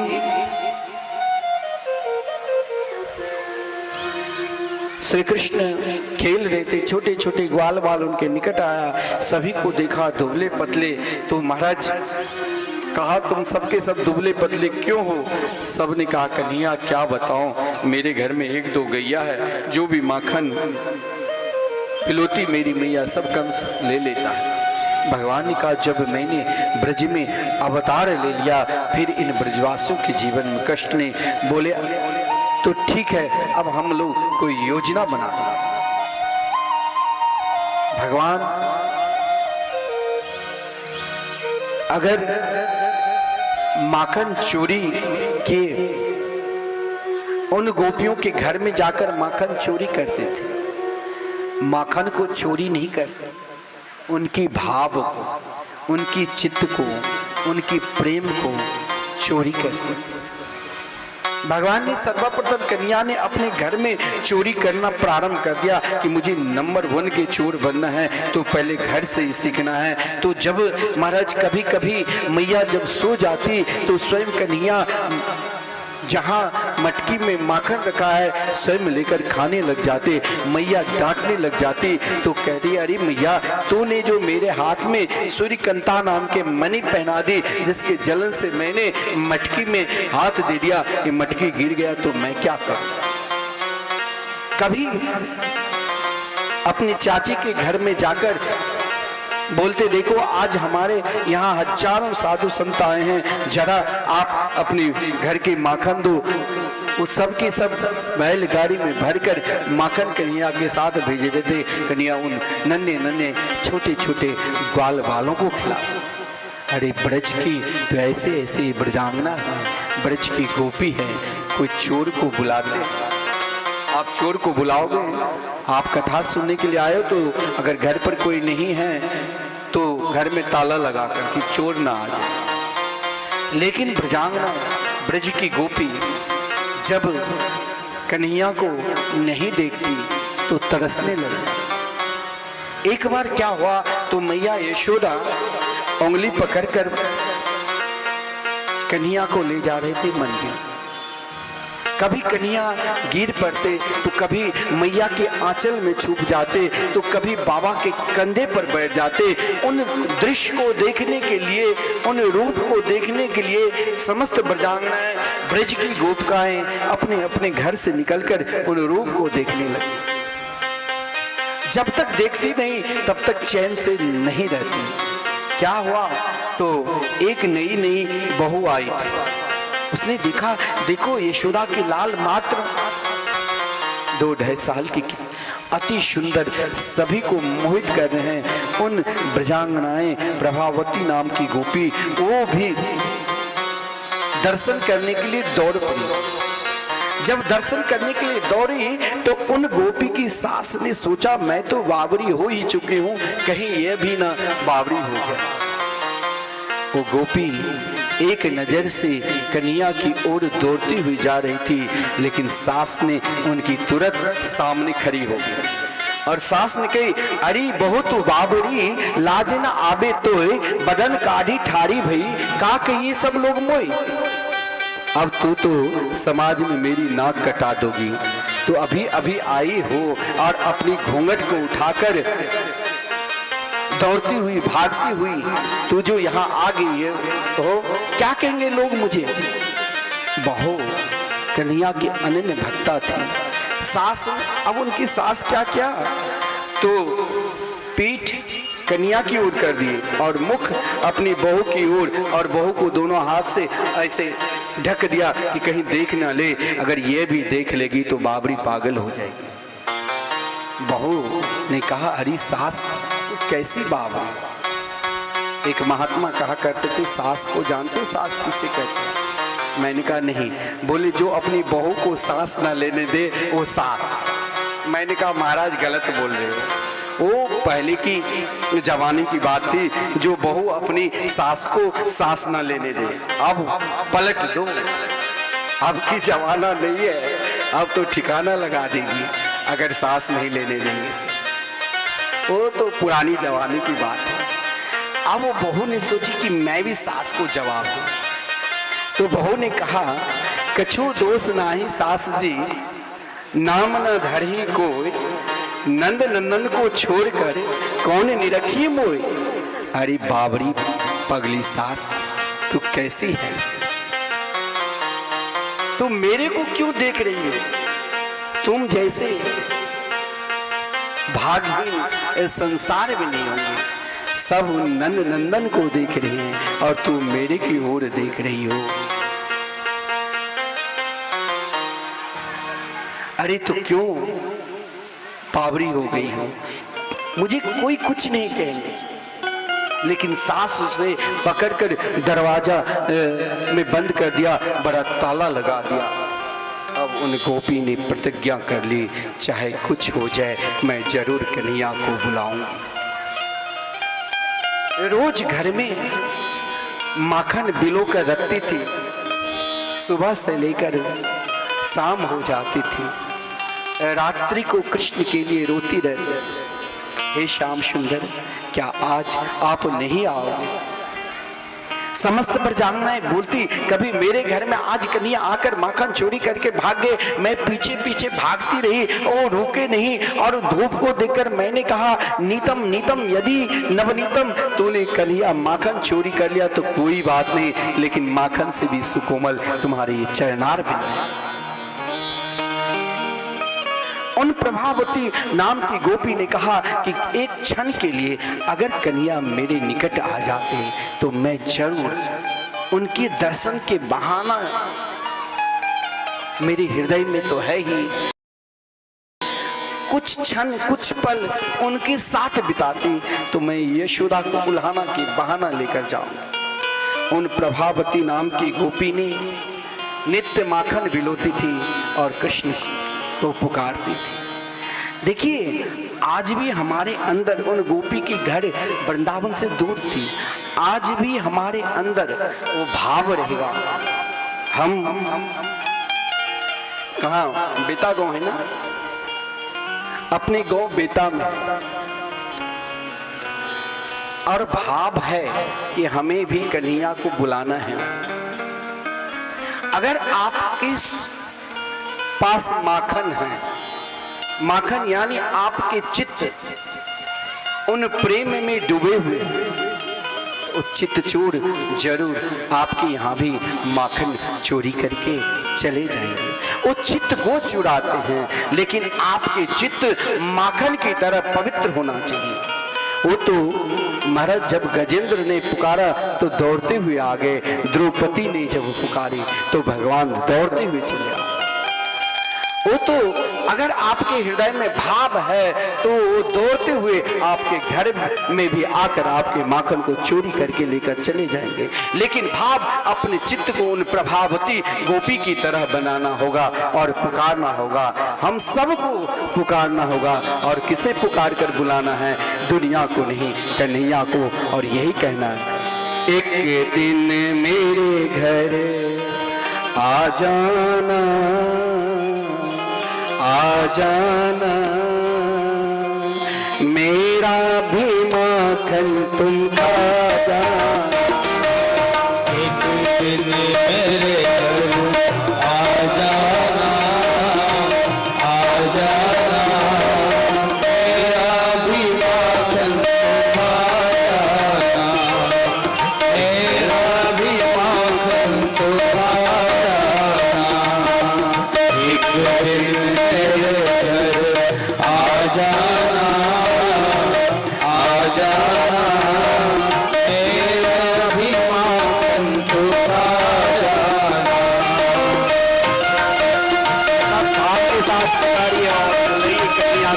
कुछ जल्दी माखन छुड़ाएंगे।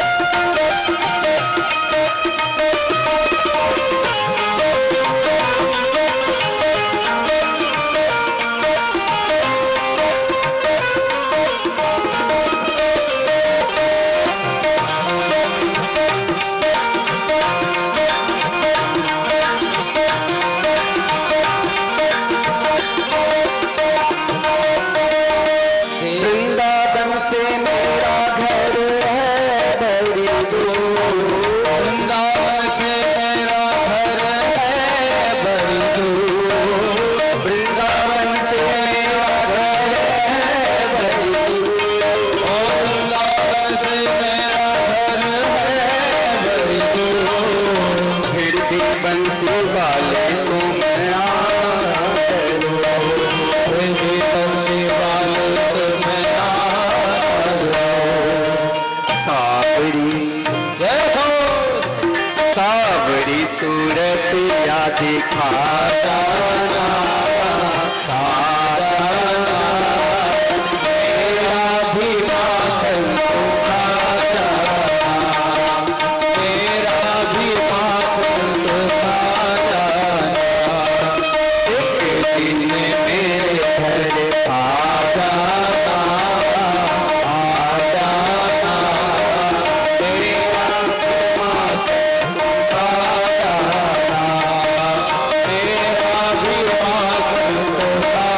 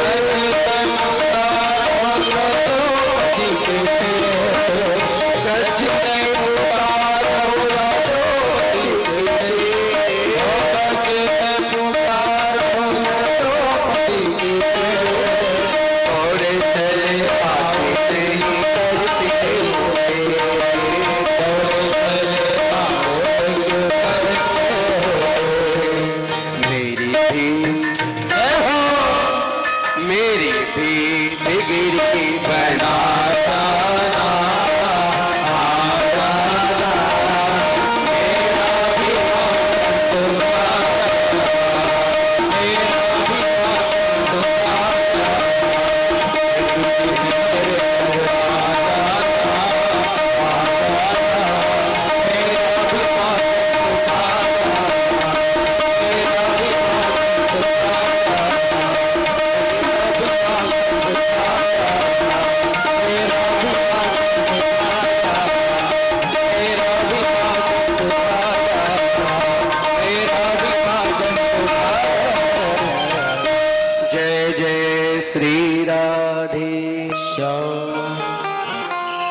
जब उन प्रभावती नाम की गोपी ने भाव के साथ पुकारा तो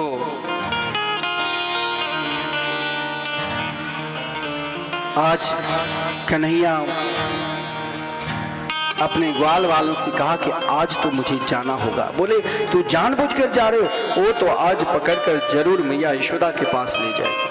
बोले जब तुम लोग हो तो मुझे काहे को चिंता, भगवान चल दिए। और उन प्रभावती जो भाव के साथ पुकार रही थी और महाराज एक टकी नजर से देख रही है कब मेरे प्रभु मेरे कन्हैया आवे। कन्हैया जब प्रवेश किया उनके कक्ष में, वो द्वार पर ही माखन रखी थी। भगवान बड़े आनंद के साथ माखन खाने लगे। देर तक प्रभावती देख रही है। अब प्रभावती ने सोचा कैसे मैं इनके हाथ पकड़ूं। भाव देखे, उसने बाएं हाथ को पकड़ लिया।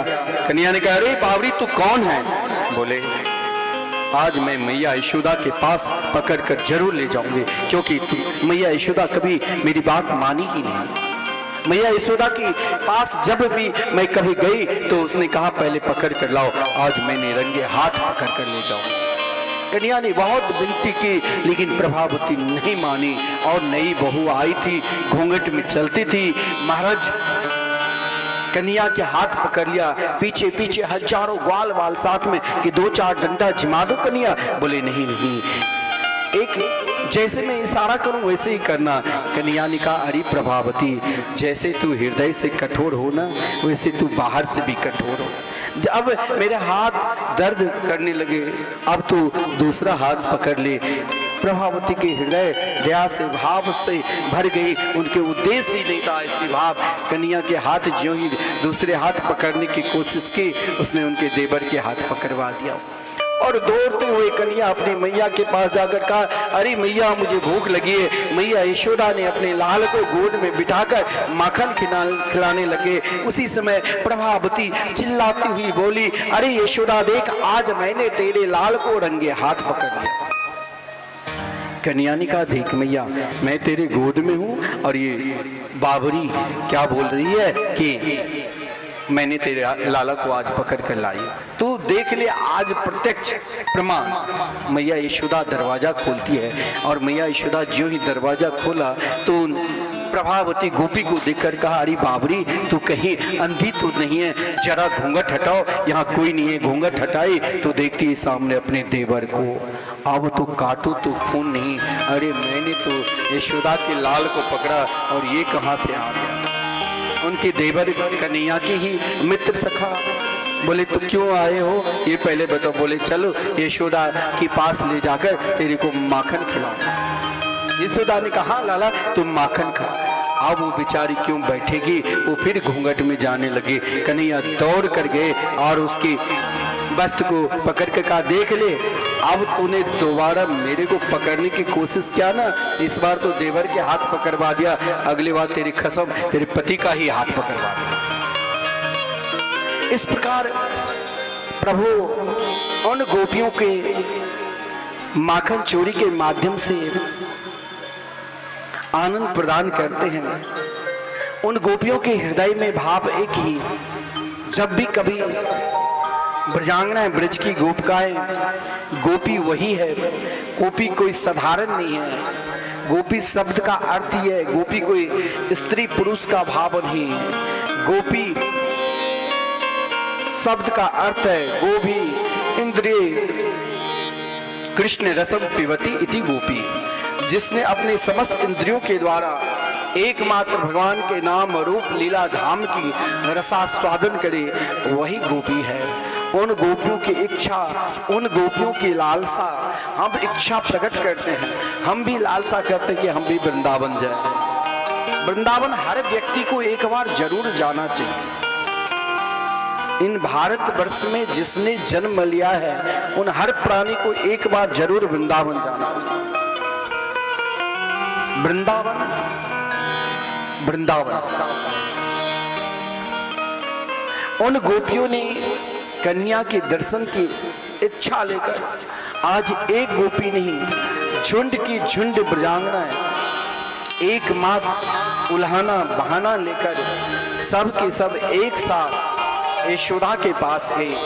आदरणीय श्रीमान सुखदेव जी वर्णन करते हैं, उन गोपियों ने जब यशोदा के निकट गई तो समस्त ब्रजांगनाएं ब्रज की गोपी को देखकर यशोदा ने सोचा कि देखो आज तो मेरे घर में कोई उत्सव भी नहीं है, कोई त्योहार भी नहीं है, ये सब की सब क्यों आई है?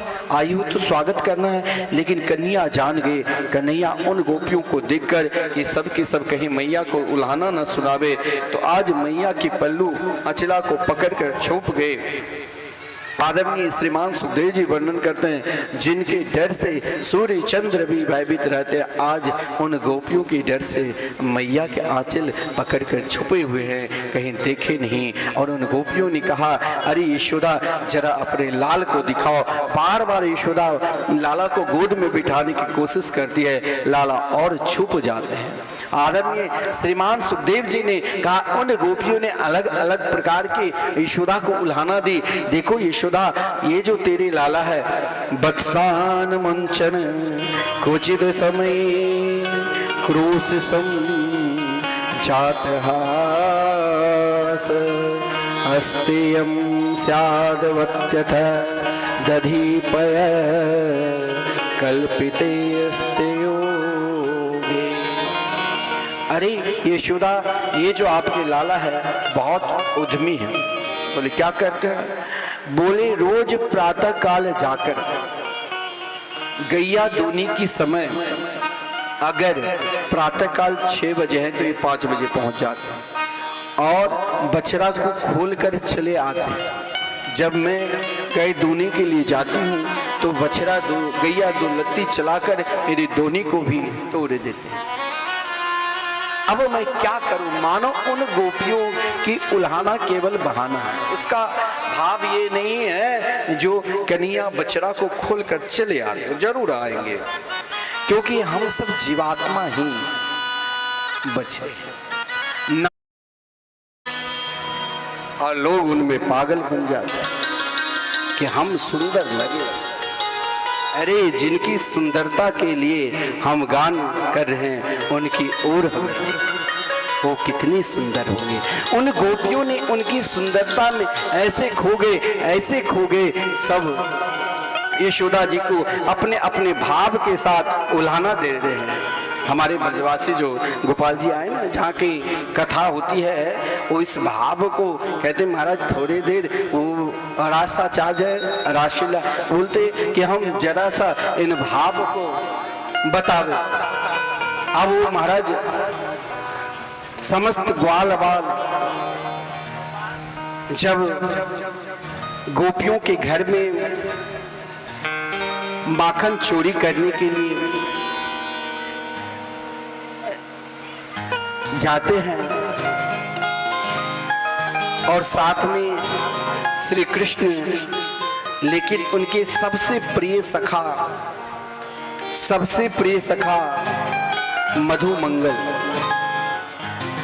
मधुमंगल का काम है हंसाना। रोते हुए व्यक्ति को भी मधुमंगल हंसा देते हैं। और मधुमंगल है। मधुमंगल जब कन्हैया माखन चोरी के लिए निकलता है तो मधुमंगल के बड़े पेट बहुत बड़े हैं, क्योंकि जितनी सब ग्वाल बाल खाते थे, मधुमंगल अकेला ही खाकर डकरता रहता था। और कन्हैया से कहते अरे कन्हैया, और मधु मंगल को हर हमेशा भूख ही लगी रहती। जब तक मधु मंगल 10 जगह मनसुखा खाते नहीं थे तब तक उनका पेट ही नहीं भरता था। और देख लीजिए कितना बड़ा पेट है, और पेट लेकर ही चलता रहता है कि कन्हैया मुझे माखन खिलाओ। और सुनो ब्रज की भाषा। कन्हैया काय को बुला रहा हो भैया? हैं? काय की कह रहे हो? अरे चोरी की कह रहे हो जी। दे चोरी नाम करो। चोरी हमने करी ना, हमारे बाप ने करी ना। हमारे बाप के बाप के बाप के बाप के बाप के बाप ने करी ना। सारे भले मानस के बेटी बेटा चोरी करना सिखा रहा है। चोरी नाम करो। अरे तू है पैसा वाले को छोरा, 13,000 को ब्याह, यहाँ सारे कुआरे मर जाएंगे। अब रणुआ माथे में चंदन लगाते लगाते माथा घुस गो भीतर, तू भी आंखन में काजल लगाते लगाते आंख घुस गई भीतर, सारे बुढ़ापो दिख रहो। अभी तक काऊ नहीं जो ना कहीं के पंडित जी तुम ब्याह कर लो, तू चोरी करना सिखा रहा। चोरी नाम करो हैं? काका इतने बाप हमने देखे, देखने की बात ना है। हम बाप की बारात में गए, तुम गए? कौन कौन गए पिताजी की बारात में? हम तो ना गए भैया। हंसवे की बात ना, गहराई की बात है। तुम गए पंडित जी? हम गए। तुम सोच रहे झूठ बोल रहे? झूठ ना बोल रहे, ब्राह्मण है हम, झूठ तो बोले ही ना है। और सच बोलना आवे ना, आज तक बोलो ना। कैसे गए अब बता रहे। हमारे पिताजी का हुआ ब्याह, और ब्याह के बाद में साल भर के बाद में हमारा है वो जन्म। तो जैसे ही हमारा जन्म है तो हमारी माता जी मर गई। अच्छा, हंस रहे हैं? सही कह रहे हैं, ऐसे भाग्यशाली हैं हम।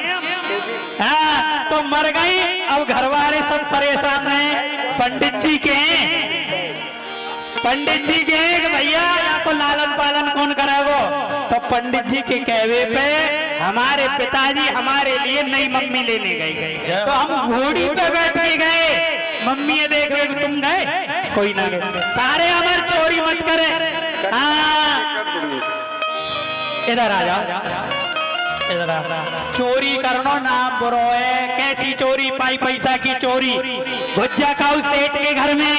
कैसो सेठ? जाको मटका जैसो पेट, रहो पलंग पे लेट, और बच्चा हुआ आधे जेठ। ठीक है, वाके घर में घुस गए। बाकी तिजोरी को तारो तोरो कट, वाको सोफा सेट लिया, वाको भोपा सेट लिया, वाको सोनो लिया, वाको चांदी ली। डेमोशन में ताप चले आए। घुस गए काऊ किसान के घर में। किसान वाकी गैया लाई, वाको हर लियो, वाको जुआ लियो, और डेमोशन में ताप चले आए।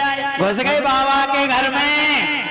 सारे आजकल बाबा भाई माल है, नई नई गाड़ी आ रही है आजकल। हाँ, हमने तो नई गाड़ी आई गई जो देखी नहीं। पर हाँ, सारे जो चीज तुम ना खा सको ना बाबा खावे। बादाम किशमिश लड्डू गोपाल जी को भोग लगे। हाँ, बाबा के आश्रम में गए तो पहले कहाँ मिलेगो? बाबा को सोटा, और भीतर गए बाबा को लंगोटा, और भीतर गए बाबा के लड्डू गोपाल जी, और अंटी में लगाए, भोग मुंह में दियो, डेमोशन में ताव चले आए।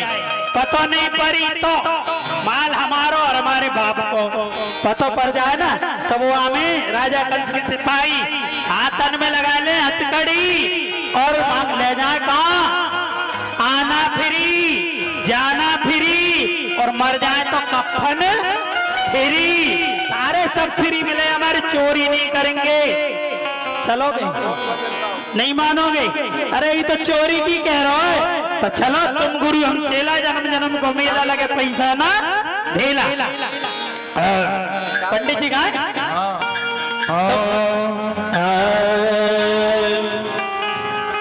चित चोर मेरो माखन खाए गौरी, चित चोर मेरो माखन खाए गौरी, चित चोर मेरो माखन खाए गौरी, चित चोर मेरो माखन खाए गौरी, चित चोर मेरो माखन खाए गौरी।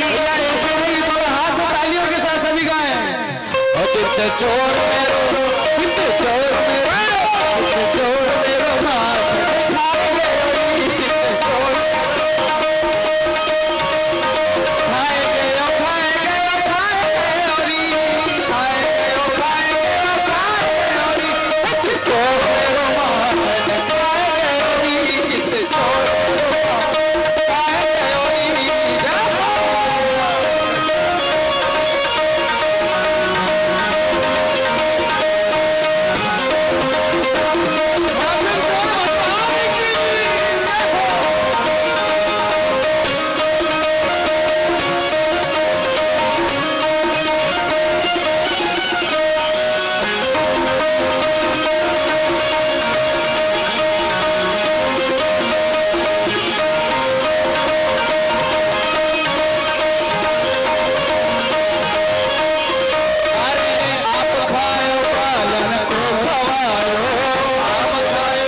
पालन को खवायो, आप खायो पालन को खवायो, आप खायो पालन को।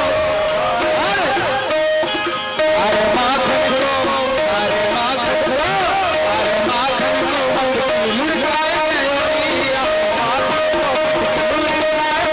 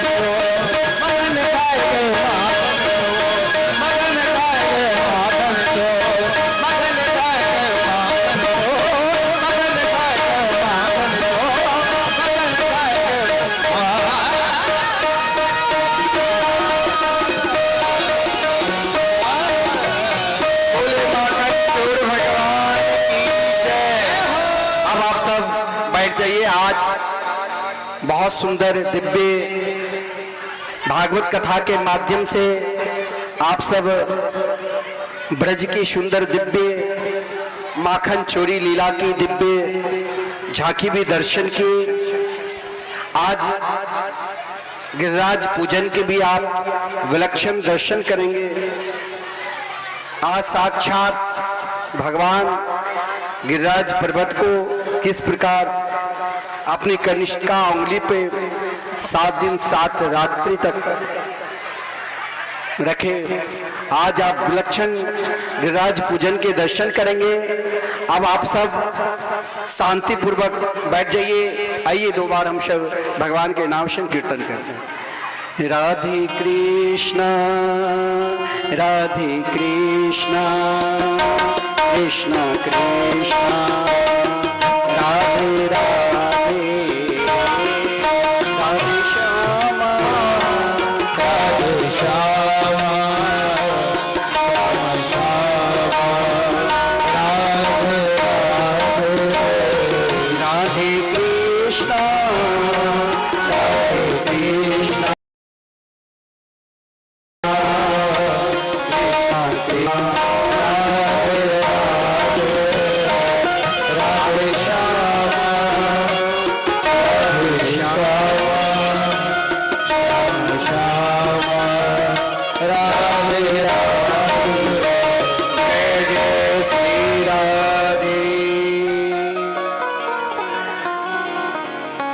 जिस प्रकार आप कथा के माध्यम से माखन चोरी लीला के दर्शन किए, अब हम सब पुनः कथा में प्रवेश करने जा रहे हैं।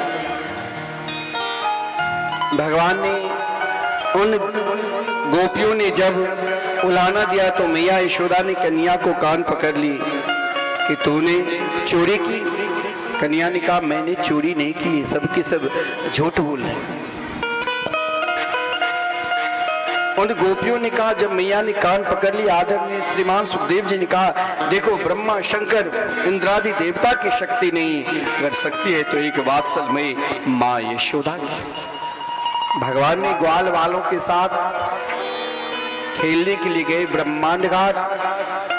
जिस क्रम में कन्हैया ने उन ग्वाल वालों के साथ खेलते खेलते, कहा गया है रमन रेती लेटियो नहीं, क्यों ना जमुना पान, रे मन तू समझियो नहीं, ब्रज के तत्व महान। ब्रज में जाकर रमन रेती में लेट नहीं लगाया, ब्रज रज का पान नहीं किया, यमुना जी का रसा स्वादन नहीं किया, तो फिर ब्रज में आकर क्या।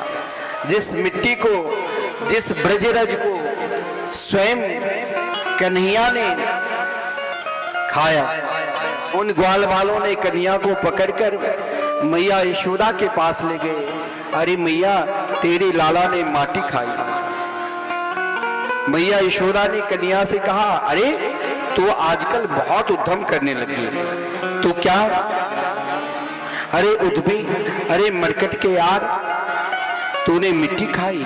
मैया जब कन्या को डांट लगाई तो कन्या ने कहा देख मैया मैंने ना हम भक्षित बानम्बा, मैंने माटी नहीं खाई। ये सब के सब झूठ बोल रहे हैं।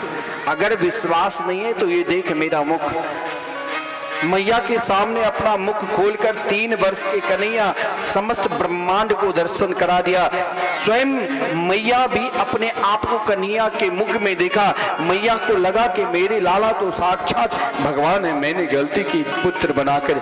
भगवान ने विष्णवी व्यतनोन माया पुत्र स्नेह महिम विभु, अपनी वैष्णवी माया से अपनी मैया को मोहित कर दिया। एक बात ध्यान दें, हम भगवान के समीप जाते हैं, कुछ दिन पूजा पाठ करने लग जाते तो विचलित हो जाते हैं। मन भी कहता है कि जल्दी कथा समाप्त हो, आरती लूं जाऊं, अभी तो देर है कथा में। अभी तो आप लोग शांति पूर्वक बैठे रहो और कथा अमृत का रसास्वादन करते रहो। मैया यशोदा यदि बनना है तो तो मैया यशोदा के पास नौकरानी की कमी नहीं थी, दास दासियों की कमी नहीं थी। अगर मैया यशोदा की प्रेम की बखान किया जाए तो मैया यशोदा की एक दिन का प्रेम, आदरणीय श्रीमान सुखदेव जी ने कहा कि प्रेम कैसा होना चाहिए। परमात्मा के प्रति, समाज के प्रति, घर परिवार में एक दूसरे के प्रति प्रेम किस प्रकार होना चाहिए। प्रेम मनसा वाचा कर्मणा कैसे समर्पित होना चाहिए। आज श्रेष्ठ मास, यही कार्तिक मास में आप सब लाखी मैया के कृपा से भागवत कथा अमृत का रसास्वादन कर रहे हैं। यही कार्तिक मास को दामोदर मास का, क्यों? क्योंकि दामोदर भगवान के नाम इसीलिए पड़ा, मैया यशोदा ने उखल में कन्या को इन कार्तिक मास में ही बांधा।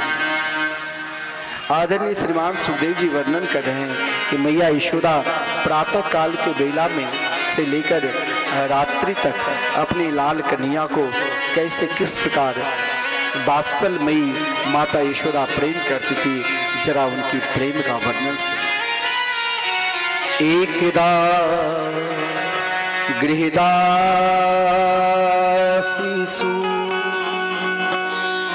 यशोदा नंद गेयनी कर्मांतरे नियोक्तासु निर्ममंथ स्वयं दधी। माता यशोदा की एक दिन का प्रेम,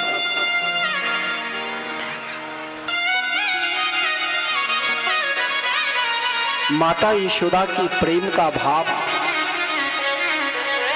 अगर आप श्रवण करोगे कि परमात्मा के प्रति कैसे समर्पित होना चाहिए,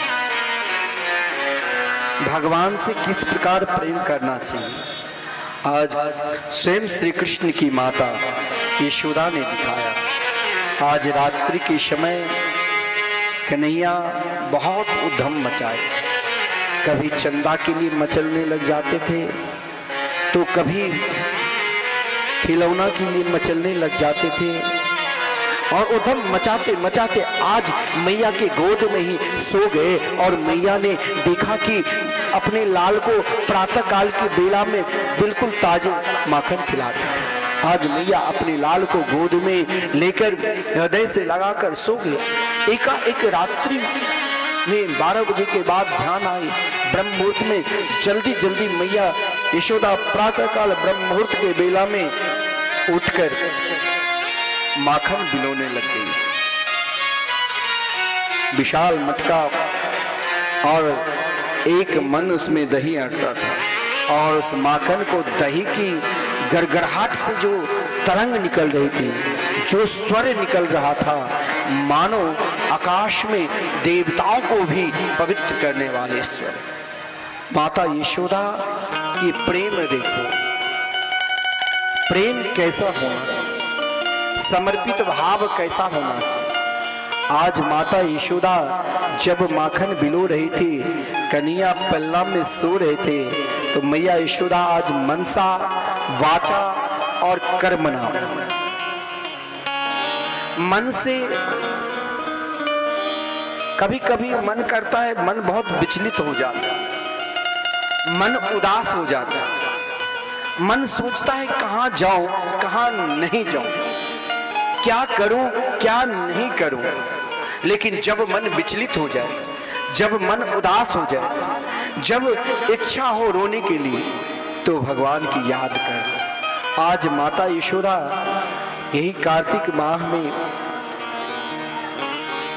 माखन बिलो रही थी और मन से कृष्ण के लिए स्मरण करे। आज तक कन्या ने जो जो लीला की, मैया यशोदा मन से वही लीला। अरे 6 दिन की अवस्था में 18,000 हाथियों की बल वाले पूतना को मारना आश्चर्य है। 1 महीना की छोटी अवस्था में 30,000 के हाथियों वाले सक्टासुर को उद्धार करना आश्चर्य है। और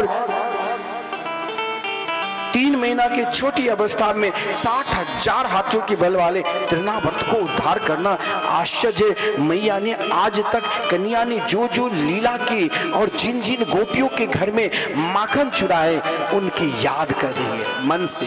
मन, क्योंकि मन, मैंने कल का मन का स्वभाव है अधोगति की ओर, तो मन को परमात्मा में लगा दो, उनकी लीला की चिंतन करने लग जाओ। मनसा वाचा, वाणी से आज जब दधी की मंथन कर रही है तो वाणी से कन्हैया के लिए गीत गा रही और कर्म माखन बिलो रही। माता यशोदा की मनसा वाचा कर्मणा को देखकर माता यशोदा के आज जो शोभा है, जिस समय माता यशोदा मनसा वाचा कर्मणा समर्पित होकर अपने लाल के लिए माखन बिलो रही थी, माता यशोदा की शरीर गौरांगना दिव्याति दिव्य, माता यशोदा की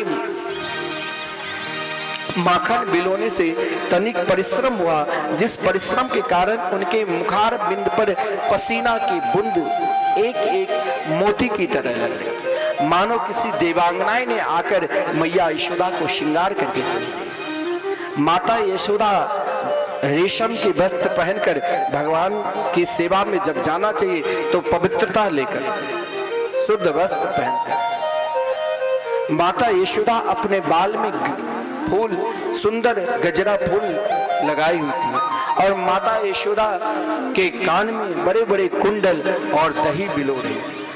जिस समय माता यशोदा दही बिलो रही थी उस समय माता यशोदा के कान में जो कुंडल है उन कुंडल भी स्वर देने लग गए और कहा धन्य है मैया, आज भक्ति शास्त्र और सांग शास्त्र दोनों का ऐसा मेल हुआ जो अलौकिक आनंद प्रदान हो रहा।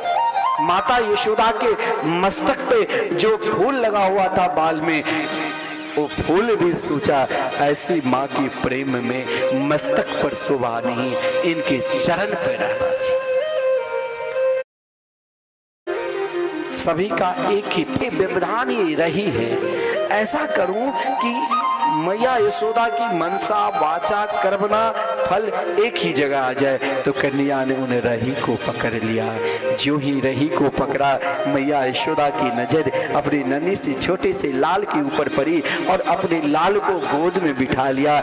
जो ही गोद में बिठाया कन्या ने कहा मैया मुझे भूख लगी है। मैया ने कहा अभी तो माखन बिलो ही रहा हूं। तब तक अपने स्तन को दुग्धपान कराने लग गई।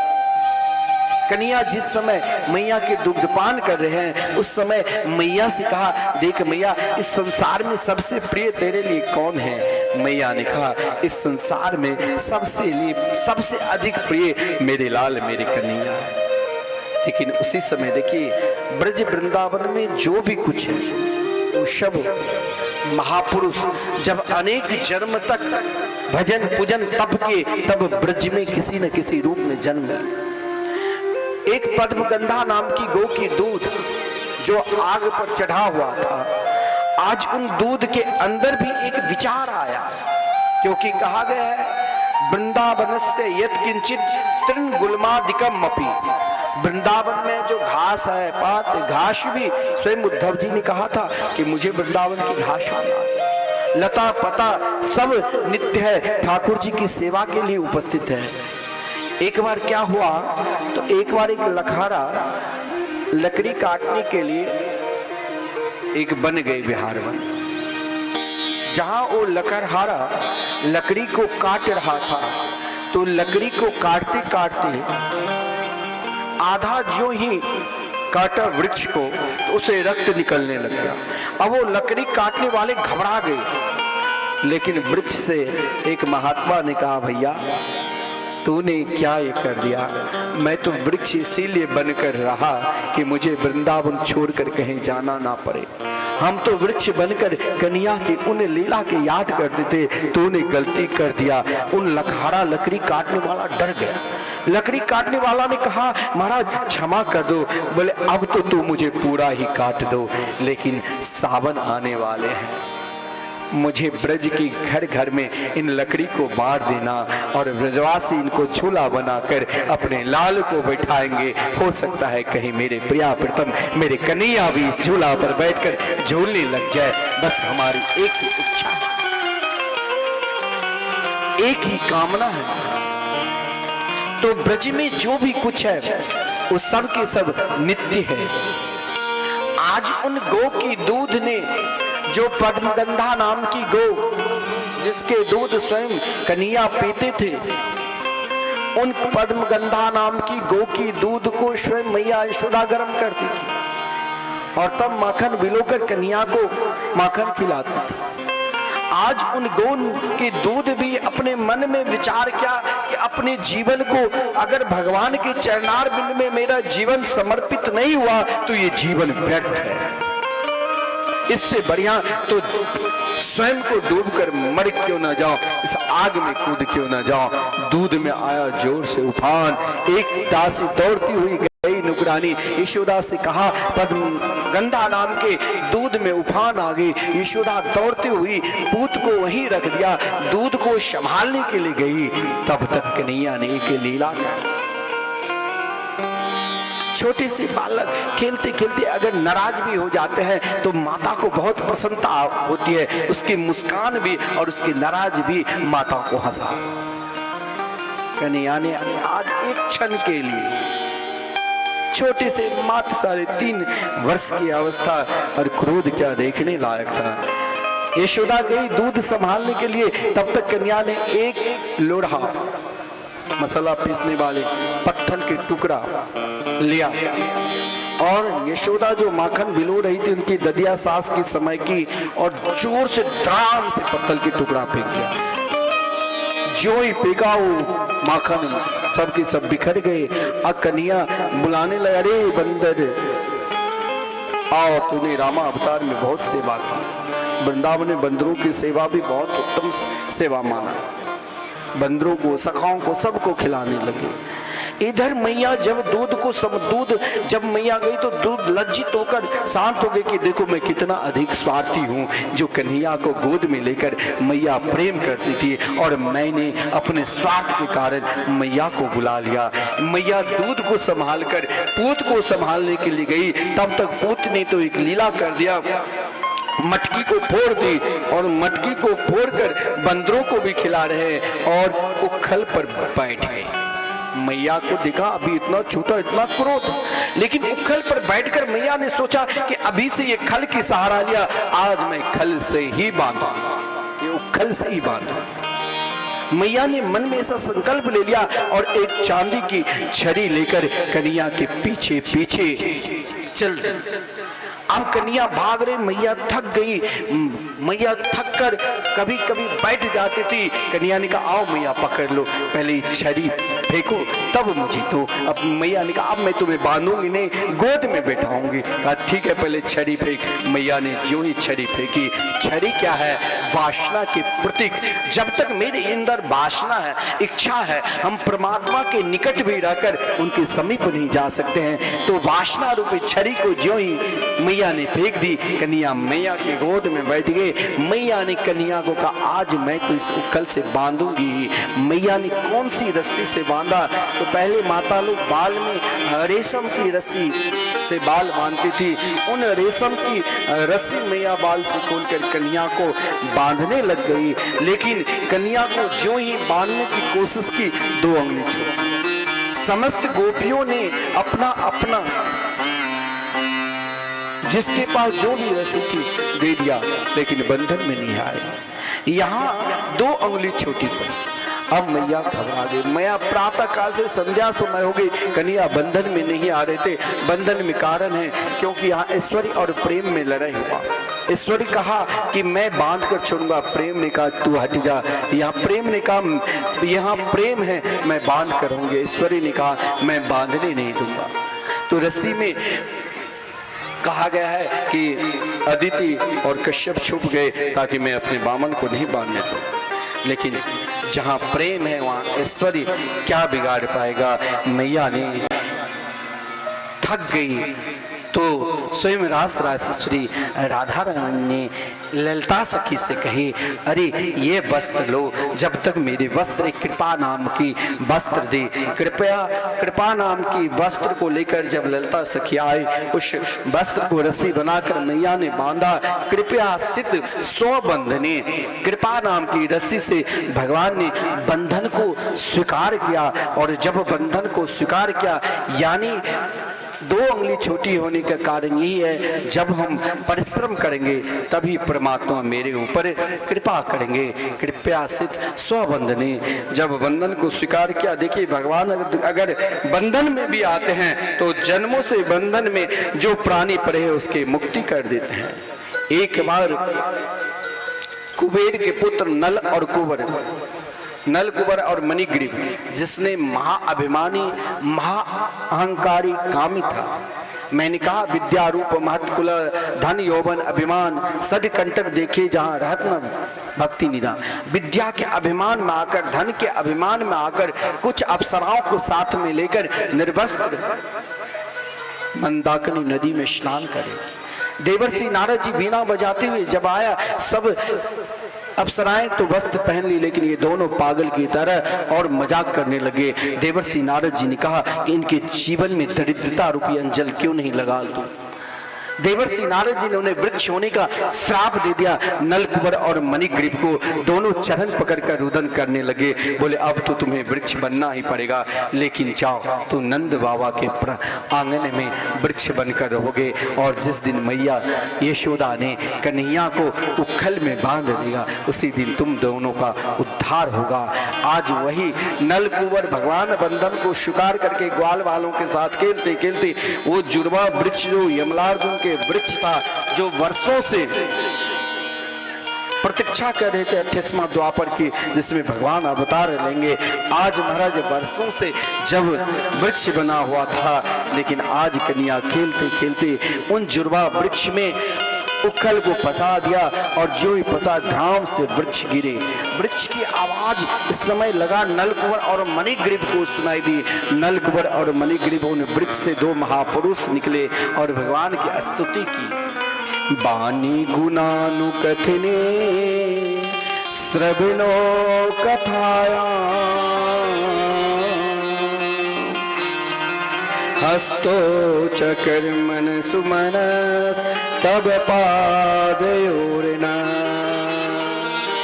अस्मृत्यां शिरस तब निवास जगत प्रणामे, दृष्टि सता दर्शने स्तु भगवत तनूनाम। हे प्रभु, मैंने अभिमान बसात संत को नहीं पहचाना, अब मुझे संतों के प्रति निष्ठा दे। मेरी वाणी सदा आपके गुणगान करते रहे, मेरे दोनों कान सदा आपकी मंगलमय कथा सुनते रहे, मेरे हाथ सदा आपकी सेवा में रहे, मेरे सिर सदा आपके चरणार बिंद में झुके रहे। हे मेरे गोविंद, मुझे और कुछ नहीं चाहिए। भगवान ने एक रूप से उनके अपने पिता के धाम नलकुबर और मणिग्रीव को अपने लोक भेज दिया। एक रूप से सीधे वृंदावन को लोग धाम चले गए, जहाँ स्निग्ध कंठ और मधु कंठ नाम के भगवान के प्रिय सखा बने। महाराज इधर वृक्ष की आवाज सुनते ही समस्त ब्रजवासी दौड़ पड़े। स्वयं नंद बाबा ने आकर देखा, अरे आज बाल मेरे लाला बचे। यशोदा पर बहुत नाराज हुए और अपने लाल को गोद में लेकर चले गए गौशाला। मैया यशोदा ने संकल्प कर, अगर कन्हैया लौट कर नहीं आया तो प्रातः काल तक अगर लौट कर नहीं आया तो हम अपने दोनों हाथ काट कर फेंक। जिन हाथ से मैंने अपने लाल को बांधा, ये हाथ लायक नहीं है। इधर कन्हैया रात्रि के समय मैया बार बार कभी द्वार पर जाती, कभी घर जाती, कभी बाहर आती। मैया की व्याकुलता को देखकर नन्ही से छोटे से कन्हैया बाबा से कहा, बाबा मुझे भूख लगी है। बाबा ने कहा, गौशाला में क्या मिलेगा, गुड़ ले लो, दूध पी लो। बोले मुझे तो माखन चाहिए। बोले रात्रि की समय हो चुकी है, अभी माखन में कहाँ से लाऊं, तो क्यों आए? बोले मेरी मैया के पास ले चलो। मैया व्याकुल हो गई थे। इधर कन्या अकेले चल दिए। नंद बाबा ने कहा ये रात्रि में कहीं भटक न जाए, और नन्ही से छोटी सी लाल है। तो नंद बाबा ने कन्हैया को अपने कंधे पर बिठाकर यशोदा के पास, यशोदा आज रात्रि भर कृष्ण के लिए रोते रहे, सब आज उदास है। जब कन्हैया आया तो अपनी मैया को हृदय से लगाकर मैया के गोद में बैठ गए, मानो जैसे एक मृतक शरीर में एकाएक प्राण आ जाए। वही दशा मैया यशोदा की हुई। मैया यशोदा ने कन्हैया को देखकर महाराज बार बार हृदय से मस्तक चूमते थे, कन्हैया हमसे गलती हो। आज मैया अपने हाथ से कन्हैया को खिलाया। आदरणीय श्रीमान सुखदेव जी कहते बलदाव भैया भी खाए, अगर कन्हैया नहीं खाते तो बलदाव भैया भी नहीं खाते। जब बड़े चैन के साथ कन्हैया सोए, मैया ने लोरी गा गा कर कन्हैया को सुलाया। इधर प्रातः काल हुआ, समस्त ब्रजवासी नंद बाबा के भाई सबके सब एक ही प्रश्न करने लगे। समाज सब एक जगह बैठकर कहा कि जब से कन्हैया गोकुल आए कोई न कोई उत्पात, गोकुल में लगातार उत्पात, कभी पूतना, कभी सक्टासुर, तिनावत, अनेक प्रकार की राक्षस आए, और अभी अभी ये विशाल यमराजुन के वृक्ष से बचे। अब हमें यहाँ नहीं रहना है। अब सब बोले कहाँ जाओगे? तो नंद बाबा की भाई उपनंद है, उसने कहा एक बहुत सुंदर स्थान है, जिस स्थान का नाम है वृंदावन। वृंदावनम वनम वृंदावनम नाम पश्यभ्यम नवकाननम गोप गोपी गवाम सेव्यम पुण्याद्रे तृणविरोधरम। बोले एक श्रेष्ठ वन है, जिस वन का नाम है वृंदावन। वृंदावन किसे कहते हैं? वृंदावन क्या है? वृंदावन में जहाँ तुलसी का वन है वही वृंदावन, घर घर में तुलसी का वन है। वृंदावन का अर्थ है वृंदाया राधाया क्रीड़ा स्थली जैसा वृंदावनम, जहाँ रास रासेश्वरी श्री राधा रानी नित्य नित्य नई लीला करे, क्रीड़ा करे, वही वृंदावन। जहाँ जीवन का सुख मिले, जहाँ जीवन में प्रेम मिले, वही वृंदावन। धन्यम वृंदावनम तेना भक्ति नृत्यति यत्र च, जहाँ स्वयं भक्ति नृत्य करती है, जहाँ सब के सब श्री राधा नाम में मस्त रहते हैं, जहाँ हर प्रकार के प्राणी श्री राधा नाम के जाप करते हैं, वही वृंदावन। जहाँ भक्तों को आनंद मिलता है, जहाँ भक्तों को सुख मिलता है, जहाँ भक्तों को परमात्मा के प्रति प्रेम जगता है, वही वृंदावन। वृंदावन सबके लिए प्रिय है, गोप के लिए भी, गोपियों के लिए यमुना जी जहाँ निकट है, और गौओं के लिए भी। इसीलिए भगवान जब वृंदावन आए, देखिए उन ब्रजवासियों के कृष्ण श्री कृष्ण के प्रति प्रेम, अपनी सुंदर दिव्य नगरी गोकुल जेकर सबके सब वृंदावन चले। वृंदावन में जहां सब निवास की नंद ग्राम में भगवान ने योग माया को आदेश दी, जिस प्रकार गोकुल नगरी उसी प्रकार वृंदावन लगे। और जहां महाराज वृंदावन में जाकर, आज भी आप वृंदावन जाओगे ना, अगर आपको ठाकुर जी के दर्शन करना है, परमात्मा को दर्शन करना है, तो वृंदावन में चले जाओ, प्रत्यक्ष दर्शन मिलेगा। क्योंकि तीन चीज नित्य है, और जो तीनों श्री कृष्ण श्री राधा कृष्ण को बहुत प्रिय लगा, वो तीन कौन सा है? तो वृंदावनम गोवर्धनम यमुना पुलिनानि च वीक्षसे उत्तमा प्रीति राम माधव यो निप। वृंदावन, आज भी आप वृंदावन जब जाओगे ना, हमारे पूज्य गुरुदेव कहा करते सब जगह घूम लूं तब वृंदावन। वृंदावन आज जो पहले थी वही आज है। और गिरिराज गोवर्धन, आज गिरिराज जी की कथा है गोवर्धन की, प्रत्यक्ष श्री कृष्ण के ही स्वरूप माना जाए। आप जिस उद्देश्य से गिरिराज जी के निकट रहोगे, वहाँ परिक्रमा लगाओगे, उन उद्देश्य को गिरिराज जी पूर्ण करते हैं। और यमुना जी, अगर आपको ठाकुर जी के भजन पूजन पूजा पाठ में मन नहीं लगता है तो आप यमुना जी के किनारे बैठकर नित्य 108 बार प्रिया प्रीतम के नाम लो, भजन में अपने आप मन लगने लग जाएगा, मन कभी भटकेगा नहीं। तो वृंदावन, गोवर्धन और यमुना जी को देखकर कन्या के हृदय में बहुत प्रसन्नता हुई। अब श्री कृष्ण ने सोचा मुझे और भी बहुत माधुर्य प्रेममय लीला करना है।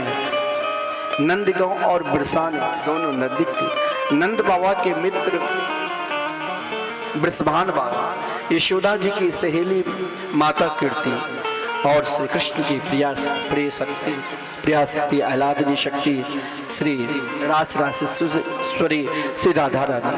आज श्री कृष्ण ने विचार किया कि कब मैं रास रासेश्वरी राधा रानी से मिलूं, तो नंद बाबा के हृदय में एकाएक विचार आया कि आज हम सबके सब चलेंगे कहाँ, बरसाने। और इधर बृषभान बाबा को विचार हुआ कि मेरे मित्र तो अब निकट आ गए, दोनों मिलने के लिए चल दिए, सब के सब चल दिए। और महाराज बरसाने और नंद ग्राम के बीच में संकेत बट है, जहाँ एक सुंदर सरोवर है, प्रेम सरोवर। जैसे प्रभु श्री राम के दर्शन माता जानकी को कहा में पुष्प वाटिका, तो श्री कृष्ण के प्रथम मिलन कहाँ पर हुआ, तो संकेत बट में प्रेम सरोवर के। दोनों सब मार्ग में ही मिल गए और वहीं बातचीत होने लगी। तब तक श्री कृष्ण 5 साल के हो गए और राधा रानी 6 साल। श्री कृष्ण ने देखा कि सबसे बात कर रहे हैं। इधर से कृष्ण इशारा में रास रासेश्वरी राधा रानी से बात की। और महाराज उसी समय मोर मयूर ने आपस में श्री कृष्ण की लीला देखकर मोहित थे। कन्हैया ने दौड़ते हुए अपनी मैया से कहा कि मैया ये कौन है? बोले मोर। बोले इसके बगल में, बोले मोरनी उनकी पत्नी। अब कन्हैया भी मचल गए कि अब मैया मुझे भी विवाह करा दो। मात्र 5 वर्ष की कन्हैया और 6 वर्ष की राधा। कहा गया यहाँ तक मचल गए जो स्वयं, क्योंकि श्री कृष्ण लीला पुरुषोत्तम के साथ मर्यादा का भी ध्यान रखते हैं। श्री कृष्ण और श्री राधा रानी दोनों बातचीत करते हुए सीधे महाराज भांडिर बन है, जहां पर श्री राधा और कृष्ण के मिलन हुआ। और स्वयं ब्रह्मा जी आकर पुरोहित बनकर श्री राधा कृष्ण को विवाह कराए थे। समस्त देवता साक्षी है। जब श्री कृष्ण मचल गए, अरे मैया मुझे भी विवाह करा दो और राधा रानी आपकी सेवा करेंगे। आज छोटे से कन्हैया मचल गए और मैया बार बार कन्हैया को समझा रहे हैं और कन्हैया बार बार मैया से कह रहे हैं। हम सभी पुकारें कि कन्हैया क्या कहते हैं? राधिका गोरी से ब्रज की छोरी से मैया राधे में प्यार। राधिका गोरी से ब्रज की छोरी से मैया राधे में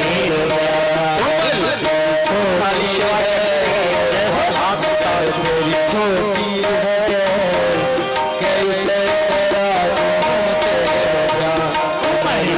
छोटी है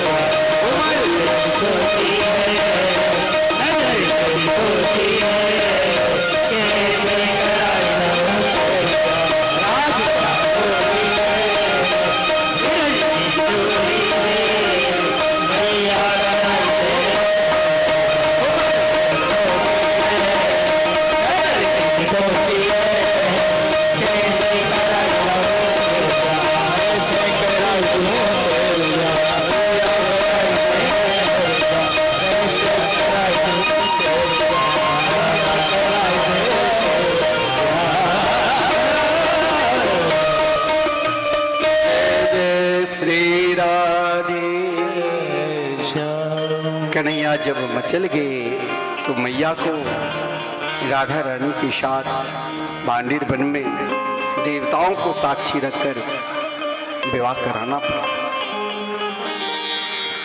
आज कन्हैया ने अपनी मैया से कहा, मैया मुझे भी गौचारण करने के लिए जाना है, लेकिन मैया ने कहा नहीं अभी तो छोटे हैं, तो बछड़े के ले जाओ साथ में।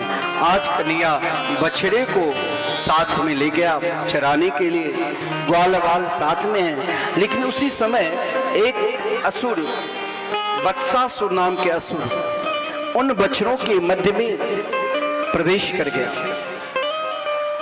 और छोटे छोटे बछड़ों को देखकर उत्पात मचाने लगे, ग्वाल वाल को मारने लगे। कन्हैया जान की कोई असुर है और कन्हैया ने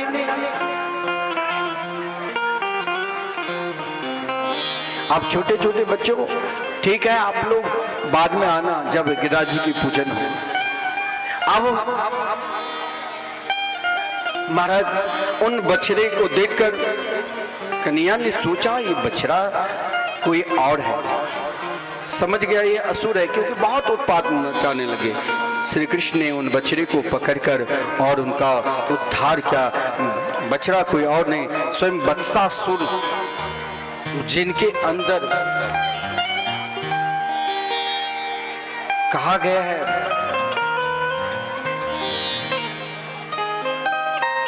एक लाख हाथियों के बल। भगवान ने देखते ही देखते वत्सासुर को उद्धार किया। देखिए वत्सासुर कौन है?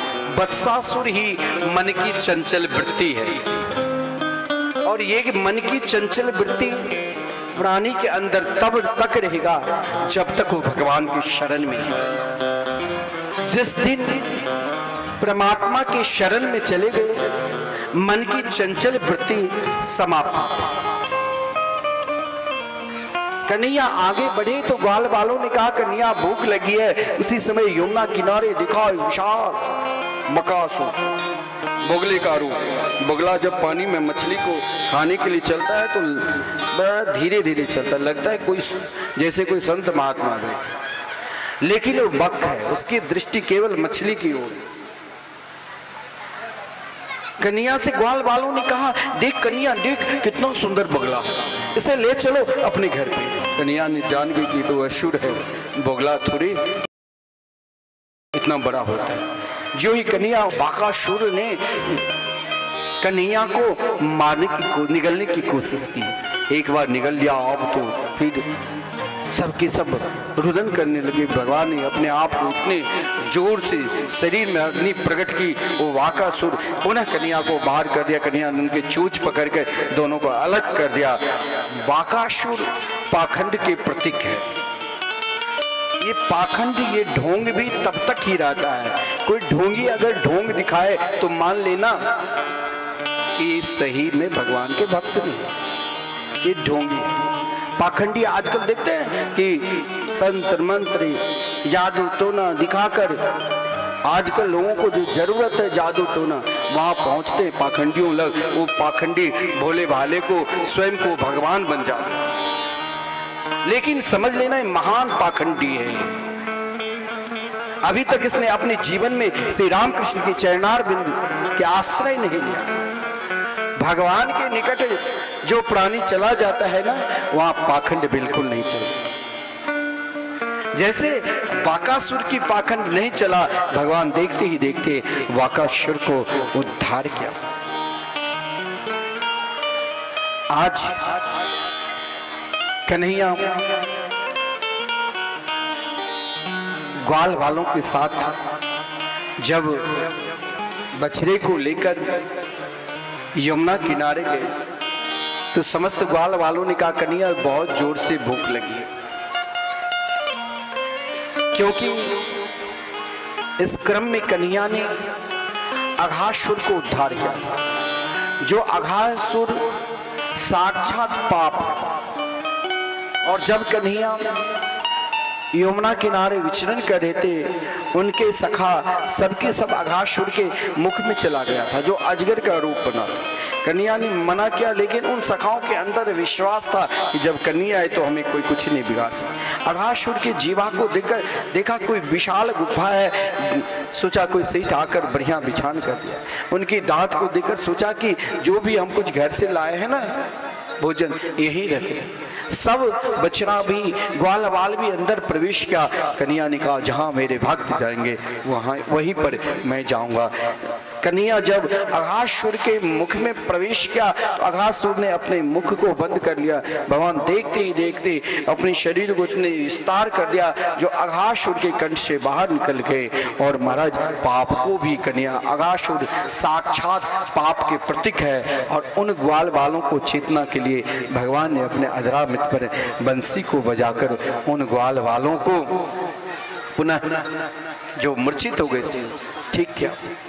जिस समय अघासुर को कन्हैया ने उद्धार किया, समस्त देवताओं ने फूलों की बारिश की, ब्रह्मा जी ने भी भगवान की स्तुति की। लेकिन आज भगवान जब यमुना किनारे आए और उन ग्वाल वालों ने कहा कन्हैया हम सब को भूख लगी, कन्हैया ने ठीक है, जिसके घर से जो भी कुछ लाए सब यमुना जी में कमल के पुष्प खिले हुए पत्र को, पत्ते को तोड़कर सब अपने अपने घर से जो भी लाए थे एकत्रित किया। आज श्री कृष्ण बीच में, जो सबसे छोटे ग्वाल वाल था ना वो सबसे निकट, और जो सबसे बड़े ग्वाल वाल था वो सबसे पीछे, बिल्कुल कमल के पुष्प की तरह बीच में कर्णिका के रूप में कन्हैया, चारों तरफ पुष्प की तरह ग्वाल वाल, जो जितने छोटे उतने नजदीक, जो जितने बड़े उतने पीछे। हमारे पूज्य गुरुदेव कहा करते हैं, अपने आप को छोटे बनकर रहो, अपने आप को बड़े बनकर रहोगे उसी दिन पतन होगा। जब तुम स्वयं दीन बनकर रहोगे तभी तुम्हारे ऊपर दीन बंधु की कृपा होगी। अपने आप को दीन बनकर रहो तभी दीन बंधु की कृपा होगी। जो ग्वाल जितने छोटे उतने ही परमात्मा के निकट।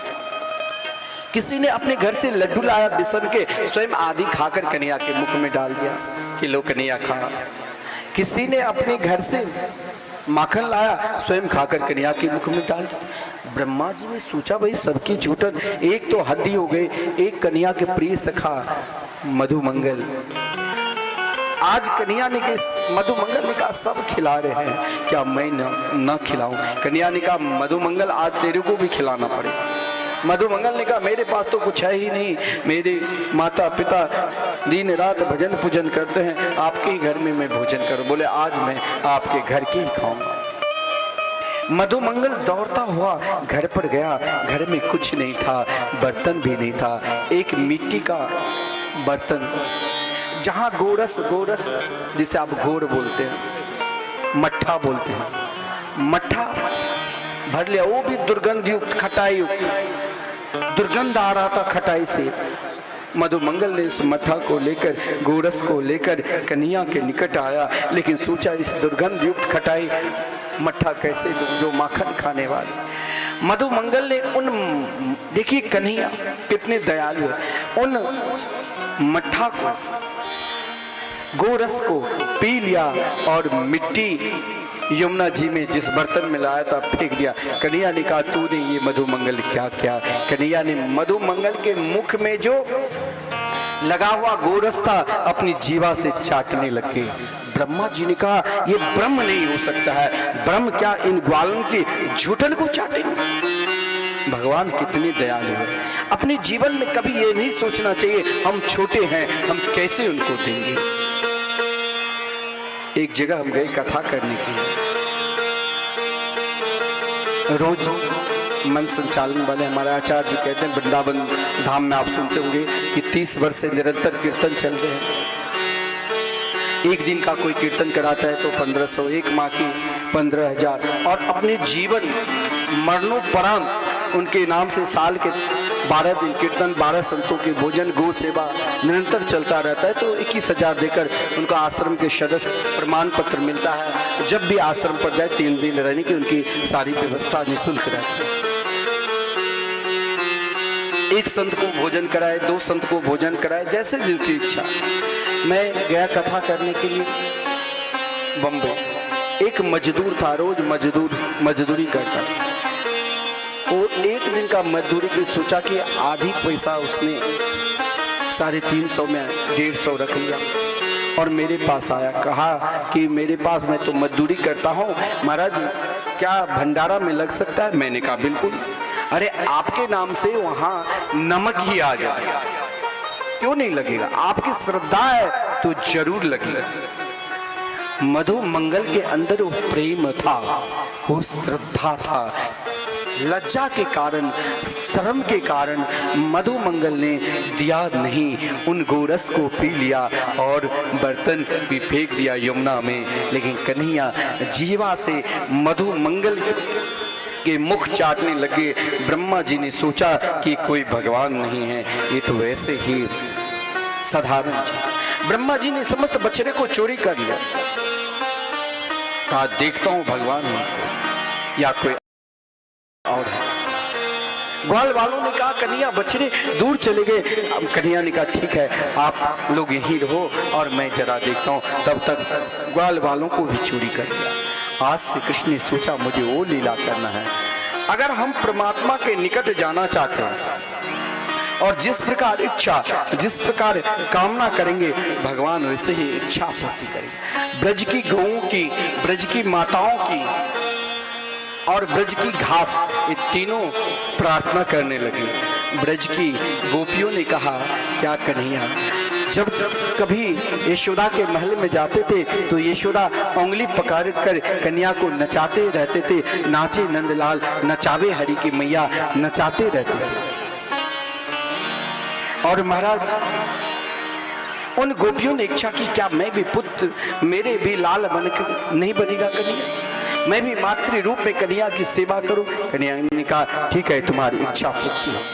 फिर महाराज गौओं ने इच्छा की, कन्हैया आप हस्त कमल, आप हाथ से गैया की सेवा करते हो, क्या कभी अपना मुख नहीं लगाओगे?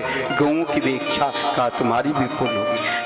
ब्रज की घास ने सोचा, कन्हैया के चरणार बिंद तो पड़ते हैं, क्या अपना मुखार बिंद कभी स्पर्श नहीं करेंगे?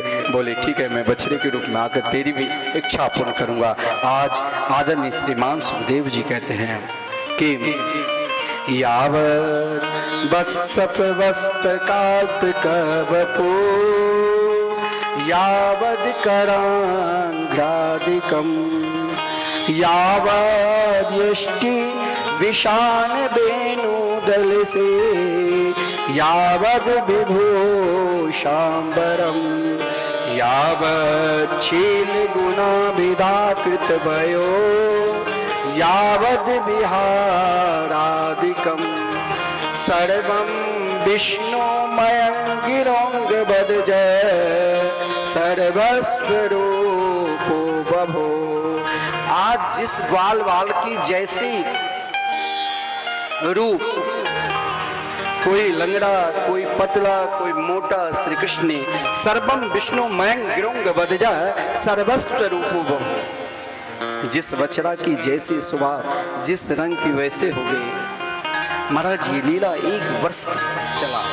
बलदेव भैया ने देखा कि भाई अब जो प्रेम कन्हैया से करते थे सब अपने अपने बच्चे से कर रहे हैं। वो भी छोटे बच्चे को छोड़कर, बछड़ा बड़ा हो गया 1 साल के, तो उससे करने लगा। बलदेव भैया ने नेत्र बंद कर देखा तो अभी सर्वम विष्णुमयं गिरोऽङ्गवद् सर्वस्व रूपो। अगर आज स्वयं भगवान ही शव रूप में है ब्रज में। इसलिए ब्रज की समस्त गोपियों के उसी क्रम में भगवान ने सांडिल ऋषि को आदेश दिया कि सभी को 1 साल के बाद विवाह के दिन में इसी क्रम में सभी को विवाह हुआ। इसलिए शव भगवान से विवाह की समस्त गोपियों ने बड़ा सुंदर भाव है। महाराज इधर ब्रह्मा जी को अभिमान को दूर करने के लिए ब्रह्मा जी ने 1 साल के बाद जब देखा तो भगवान यथावत दही भात खा रहे थे और ग्वाल वाल वैसे बछड़े चल रहे हैं। अब ब्रह्मा जी ने सोचा, मैंने तो सभी को कंदरा में बंद कर दिया, ये सब की सब कौन है? बार बार ऊपर नीचे करते करते ब्रह्मा जी थक गए। पुनः अपने ब्रह्मलोक में भगवान ने कहा, ब्रह्मा के भी अभिमान को दूर करना है। भगवान भी एक रूप से ब्रह्मलोक चले गए और द्वारपालों से कहा कि आजकल सब कुछ नकली हो गया, लड़के बच्चे भी नकली बनने लगे हैं ना, तो आजकल ब्रह्मा भी नकली बनने लगे। इसलिए नकली ब्रह्मा आवे तो मुझे बता दे। ब्रह्मा जी जब अपने ब्रह्मलोक में गए तो अंदर जाने लगे, द्वारपालों ने रोक लगा दी, भाई तू 4 मुख कहां से? ब्रह्मा जी ने कहा, तू अशक्त काहे हो? बोले, असली ब्रह्मा सामने विराजमान है। ब्रह्मा जी जाने लगे, भगवान ने इशारा किया, ब्रह्मा जी सीधे नीचे गिरे, नीचे महाराज वृंदावन में गिरे। वहां देखा एक ब्रह्मा कौन, 8 मुख वाले, 16 मुख, 32 अनंत मुख वाले ब्रह्मा को देखा। ब्रह्मा जी आश्चर्यचकित हो गए। ब्रह्मा जी भगवान से प्रार्थना करने लगे। वहां अनंत ब्रह्मा को देखकर ब्रह्मा जी ने पूछा, चतुर्मुख वाले ब्रह्मा को जानते? अन्य ब्रह्मा ने कहा, मैं तो जानता ही नहीं, क्योंकि जिनके जाके रोम कोटि ब्रह्मांडा, जिनके रोम ग्रंथ में ही अनेक ब्रह्मांड है, एक ब्रह्मा को कौन पूछे?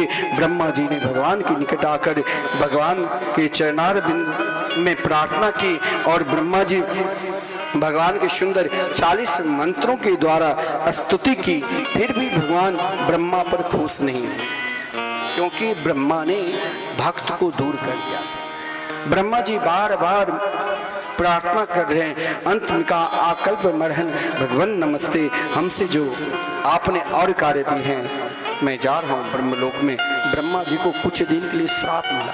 फिर वही भक्त चरित्र भक्तमाल की जब रचना की ब्रह्मा जी ने तब ही ब्रह्म पद को प्राप्त किया। भगवान कार्तिक मास शुक्ल पक्ष अष्टमी की तिथि गोचारण करने के लिए जाते हैं, जिस क्रम में भगवान ने धेनुकासुर को उद्धार किया। भगवान ने देखा कि ब्रज में महाराज सब कुछ तो सही है, लेकिन यमुना जी के जल काली नाग दूषित कर रखा है। आज श्री कृष्ण अपने ग्वाल वालों के साथ में लेकर यमुना किनारे गए और गेंद खेलने लगे। श्री कृष्ण की इच्छा यही है कि आज काली नाग यमुना जी के जल को दूषित कर रखा है, इनको यहाँ से निकाल। गेंद खेलते खेलते श्री कृष्ण आज अपने ग्वाल वालों से कहा कि हम सब के सब खेलने के लिए चले। ग्वाल वालों ने कहा कि कहाँ खेलने के लिए चलोगे? बोले काली दह पे। सब के सब एक साथ श्री कृष्ण के साथ में लेकर काली दह पे खेलने के लिए चल दिए। श्री कृष्ण के जितने भी सखा है, मित्र है, सब के सब जा रहे हैं और गाते हुए काली दह पे खेलन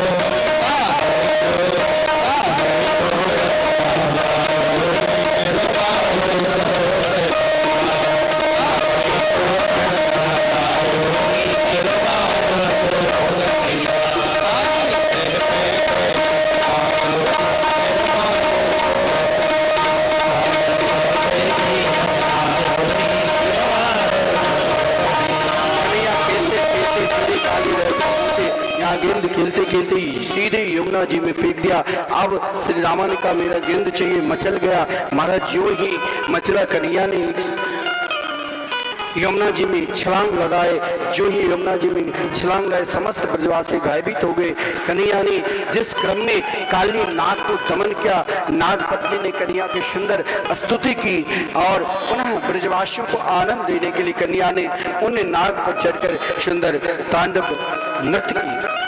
जिस क्रम में काली नाग को दमन करने के उपरांत काली नाग को भगवान ने रमणक दूत भेज दिया और महाराज एक असुर ने आग लगा दी। उसी क्रम में सब थक कर सोए हुए थे। भगवान ने अग्निपान की।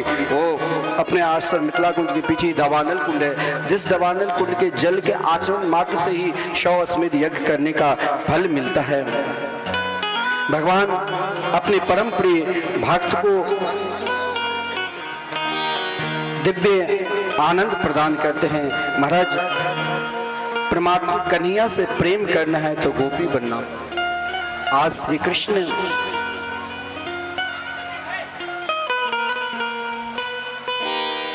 यमुना किनारे विराजमान होकर बंसी बजा रहे।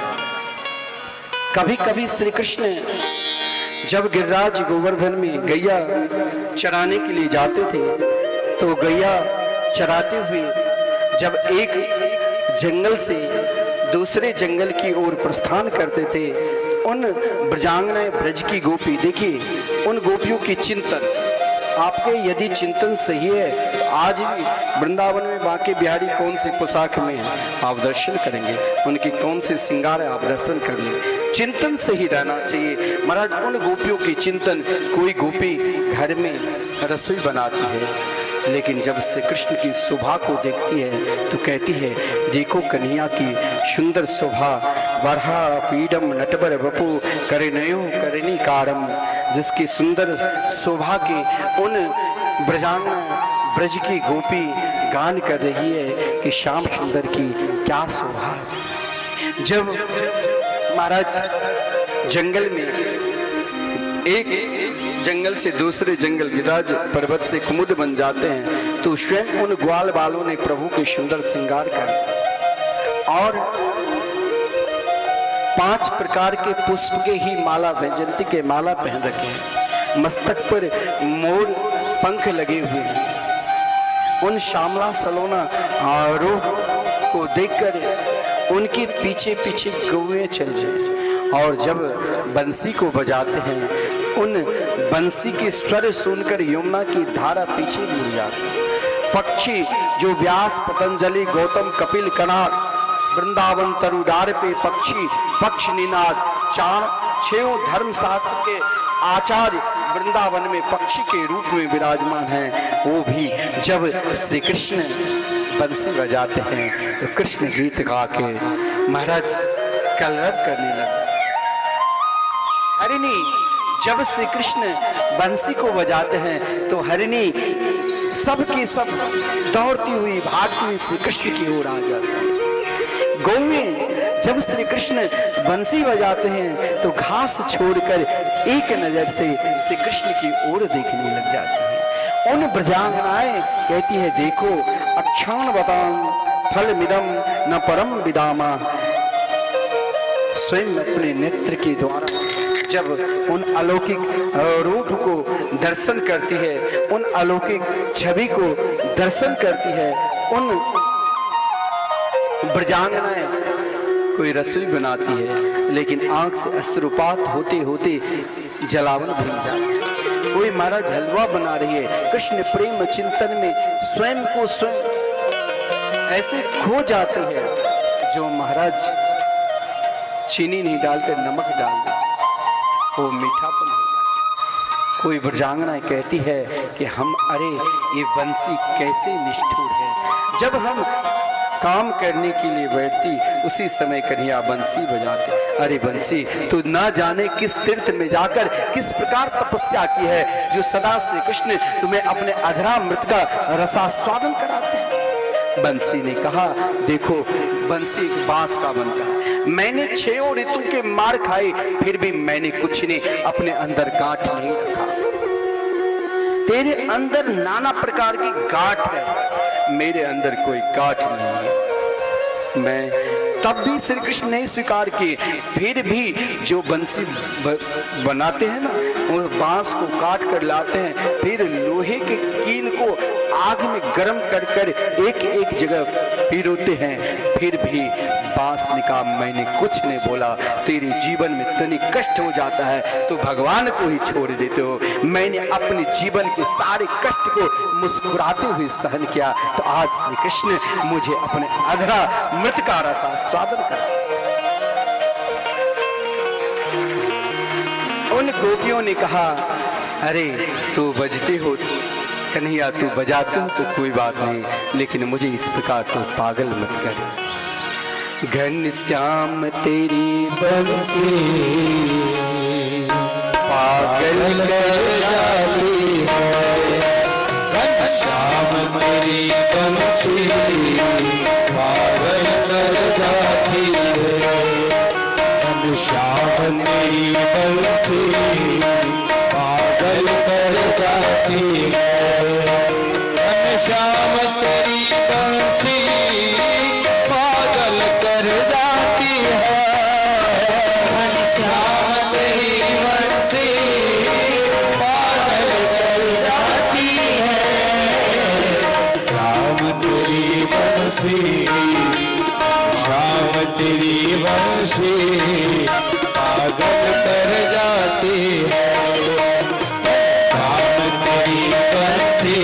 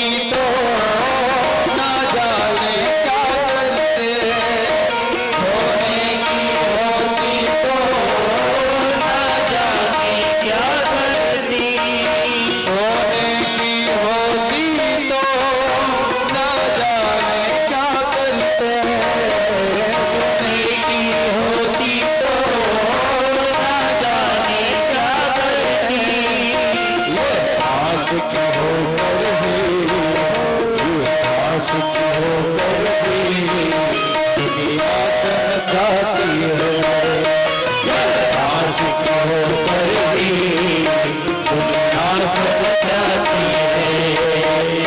श्याम तेरी बंसी पागल कर जाती है, श्याम तेरी बंसी पागल कर जाती है।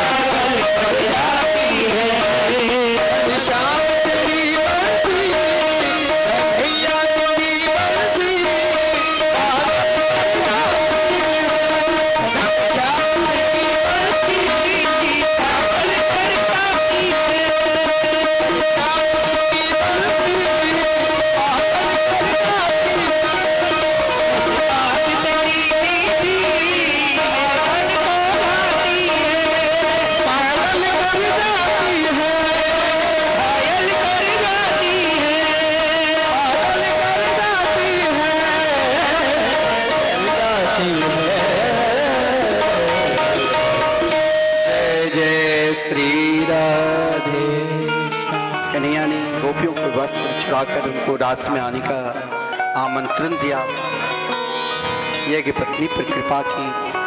आज कन्हैया गोचारण करके जब लौटे तो माता यशोदा सुंदर सुंदर दिव्य व्यंजन बना रहे थे। कुछ घर में ऐसा त्योहार होता है जैसे अभी छठ आने वाले हैं, कोई बच्चे छू देते हैं तो कहीं सूर्य भगवान नाराज ना हो जाए, इसलिए बच्चे को दूर रखते हैं। आज जब कन्या मैया के पास गई, पहले मैया दौड़कर कन्या को गोद में बिठाकर रायनून कर, आज कन्या से बात भी नहीं की, मुख ढककर कहीं महाराज इन व्यंजन में जो अनेक प्रकार के 56 प्रकार के व्यंजन बना रही थी, इन व्यंजन में कहीं महाराज अशुद्ध ना हो। कन्या ने कहा क्या बात है, लेकिन मैया कहा मेरे पास समय नहीं है, बाबा के पास। कन्या ने कहा लगता है कुछ जरूर बात। कन्या जानते थे कि देवराज इंद्र के अभिमान हो चुका है कि मैं भगवान हूं, और देवराज इंद्र केवल हाथ की साक्षी नहीं, देवराज इंद्र के अभिमान को दूर करना अति आवश्यक है। लेकिन मैं सीधे कहूं तो कौन मानने वाला है।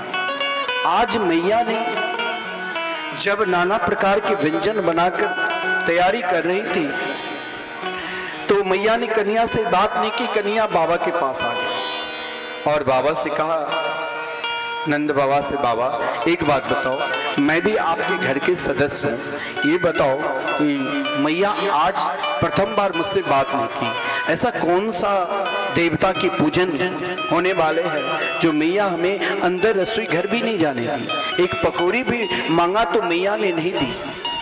नंद बाबा ने कहा कन्या तुम नहीं जानती हो, मैं बताता हूँ। बोले हाँ आप जरूर बताओ।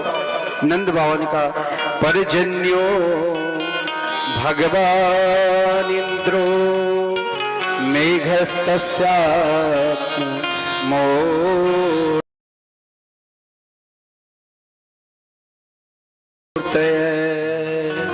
तेभि वर्षन्ति भूतानां प्रीणनं जीवनं पय। ये हमारी परंपरा रही है कि हम वर्षों हर वर्ष बड़े धूमधाम के साथ 56 प्रकार के व्यंजन बनाकर देवराज इंद्र को भोग लगाते हैं, पूजन करते हैं, जिससे देवराज इंद्र खुश होकर बारिश करते हैं। जिस बारिश से फसल होता है, हम सब पानी पीते हैं, गैया पानी पीती है, घास वर्षों मिलता है, भगवान का वश, इसीलिए आप देवराज इंद्र के पूजन करते हैं। क्या एक बात बताओ कि इंद्र कभी प्रत्यक्ष आकर भोजन किए? आप बताओ। नंद बाबा चुप, बोले नहीं। बोले बाबा अब मैं आपसे प्रश्न कर रहा हूँ, आप सब पूजा कर लो और अपने कुल देवी का पूजा, कुल देवता जो उनकी नहीं पूजा करो तो ठीक नहीं होगा। इसीलिए जब कोई संकल्प लिया जाता है तो कुल देवता, स्थान देवता को भी नाम लिया जाए। कन्या ने कहा बाबा एक बात मैं बताऊं? बोले हाँ बोलो।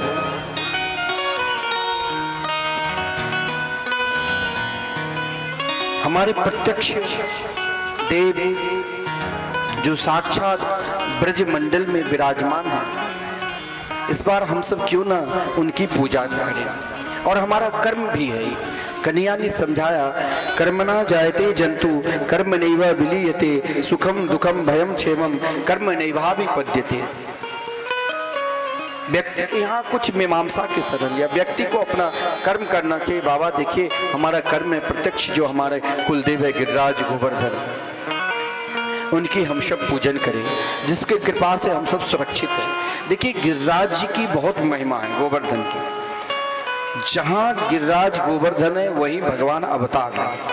भगवान के दो रूप हैं, एक साक्षात गिरिराज गोवर्धन के रूप में गोलोक धाम में, और एक स्वयं श्री कृष्ण के रूप। जब गिरिराज गोवर्धन, क्योंकि कहा गया है इस कलयुग में अगर भगवान को प्रत्यक्ष दर्शन है और जीवन में जिस प्रकार की कामना है, अगर आपकी कामना की पूर्ति नहीं हो रही है तो आप चले जाओ वृंदावन, गिरिराज जी की परिक्रमा लगाओ। अभी इस कार्तिक मास में बहुत लोग, माताएं लोग जाती है दीपक जलाने के लिए गिरिराज गोवर्धन में, मुक्ति पाने के लिए। भक्ति नहीं, भजन नहीं करेगी, लेकिन वहाँ दीपक जला कर जरूर। हजारों माताएं और यमराज से भी डरती है, तो भैया दूज के दिन हजारों लाखों माताएं डुबकी लगाती है विश्राम घाट में कि यमराज ना पाए। और आपने एक बार भगवान के नाम ले लिया तो यमराज की ताकत नहीं आपके पास आ। नरक के डर से, लेकिन वो पाप क्या है, इसीलिए नरक के स्वयं जानते हैं बहुत पाप किए हैं, तो इसीलिए भैया दूज दिन यमुना जी ने वरदान दिया है, इस विश्राम घाट में जो स्नान करेंगे, क्योंकि यम की बहन है यमुना जी, जिस भैया दूज के दिन जो यमुना जी में स्नान करते हैं और यमुना जी के दर्शन करते हैं विश्राम घाट में, उन्हें कभी यमलोक नहीं जाना पड़ता, नरक लोक। लाखों लोग नहाते हैं, गिरिराज जी में दीपक जलाएंगे और यम द्वितीया दिन स्नान करेंगे, क्योंकि गिरिराज जी साक्षात श्री कृष्ण के स्वरूप है। स्वयं जहां गिरिराज गोवर्धन वहीं भगवान श्री कृष्ण निवास है। जीवन की जो भी इच्छा है, जो भी कामना है, अगर इच्छा की पूर्ति करना है तो गिरिराज जी की शरण में जाओ। लाखों लोग परिक्रमा लगाते हैं इस कार्तिक माह में, तो एक क्षण के लिए भी परिक्रमा मार्ग खाली नहीं रहती, क्योंकि गिरिराज जी स्वयं कहाँ द्रोणगिरी पर्वत जो महाराज हिमालय पर्वत के निकट, और स्वयं कहाँ महाराज पुलस्त्य ऋषि द्रोणगिरी के यहाँ अतिथि स्वीकार किया, और गिरिराज जी को नन्हे से छोटे रूप को देखा तो द्रोणगिरी ने कहा दक्षिणा के रूप में हमें प्रदान कर दो, ताकि द्रोणगिरी जानते थे पुलस्त्य ऋषि जहाँ गिरिराज जी रहेंगे वहीं कन्हैया प्रेम लीला के लिए अवतार लेंगे, इसीलिए चाहते थे कि काशी ले जाओ, लेकिन गिरिराज जी ने कहा मैं साथ चलूंगा, लेकिन जहाँ आप मुझे रख दोगे मैं वहां से एक पल भी कहीं नहीं जाऊंगा। द्रोणगिरी की आज्ञा लेकर जब गिरिराज जी साथ में आया पुलस्त्य ऋषि के साथ, तो द्रोणगिरी पुलस्त्य ऋषि की इच्छा हुई कि संध्या वंदन करूं, ब्रज मंडल में आया, गिरिराज जी को रखा। गिरिराज जी वहां विस्तार रूप 7 कोस लंबे चौड़े 21 किलोमीटर की परिक्रमा है गिरिराज जी की, विस्तार धारण कर लिया, जिस कारण महाराज पुलस्त्य ऋषि ने कहा चलो, बोले अब मैं नहीं जाऊंगा क्योंकि कन्हैया यही अवतार लेंगे। श्राप भी दे दिया, कलयुग में 1 तिल बराबर रोज आप घटोगे, श्राप स्वीकार कर लिया, लेकिन गिरिराज जी वहां से टस मस नहीं। भाई यहाँ अनंत महिमा है। एक जगह क्या हुआ, एक साहूकार था, बहुत ऋण हो गए थे, ब्याज पर पैसा ले लिया था कि चलो, किसी ने कहा जाओ गिरिराज जी की परिक्रमा लगाओ, ऋण से मुक्त हो जाओ। वो गिरिराज जी की परिक्रमा लगाने के लिए आया और राजस्थान की सीमा कहीं कहीं लगता है, और राजस्थान के सीमा से ही अंदर प्रवेश किया। उसी समय एक विशाल प्रेत राक्षस उनको मारने के लिए आया। वो राक्षस कभी विशाल रूप धारण कर लेते थे, कभी छोटा रूप, कभी सिंह का रूप। तो उसने क्या किया, उन राक्षस को देखा तो उन राक्षस को वहीं पर एक पत्थर का टुकड़ा था, उसके ऊपर ज्यों ही मारा, उनकी मुक्ति हो गई। अब उन राक्षस ने कहा कि महाराज आपने हमें आज मुक्ति कर दी, क्योंकि वहां पर वो ब्रज में प्रवेश कर गया था। गिरिराज जी की एक छोटी सी पत्थर की टुकड़ा से उनके स्पर्श होते ही वो दिव्य गति को प्राप्त कर लिया। कहा संसार में मुझसे अधिक पापी दुराचारी शायद कोई नहीं होंगे। मैंने अपनी माता पिता को बहुत कष्ट दिया, मैंने मदिरा पान की दिन रात मैंने ऋण लिया, मैंने केवल पाप ही पाप किया, वेश्याओं की संख्या, जिस कारण मुझे भयंकर प्रेत बनना पड़ा। आज आपने मुझे मुक्ति प्रदान कर दी। और उनको पता भी नहीं था, वो तो केवल अनजाने में पत्थर के टुकड़ा, सोचा इन राक्षस को देखता हूँ पत्थर के टुकड़ा से क्या होता, लेकिन इनको पता नहीं उस पत्थर के टुकड़ा में ब्रजरज स्पर्श था और गिरिराज जी के पर्वत के ही एक कण था, जो उनके स्पर्श होते ही उनकी मुक्ति हुई।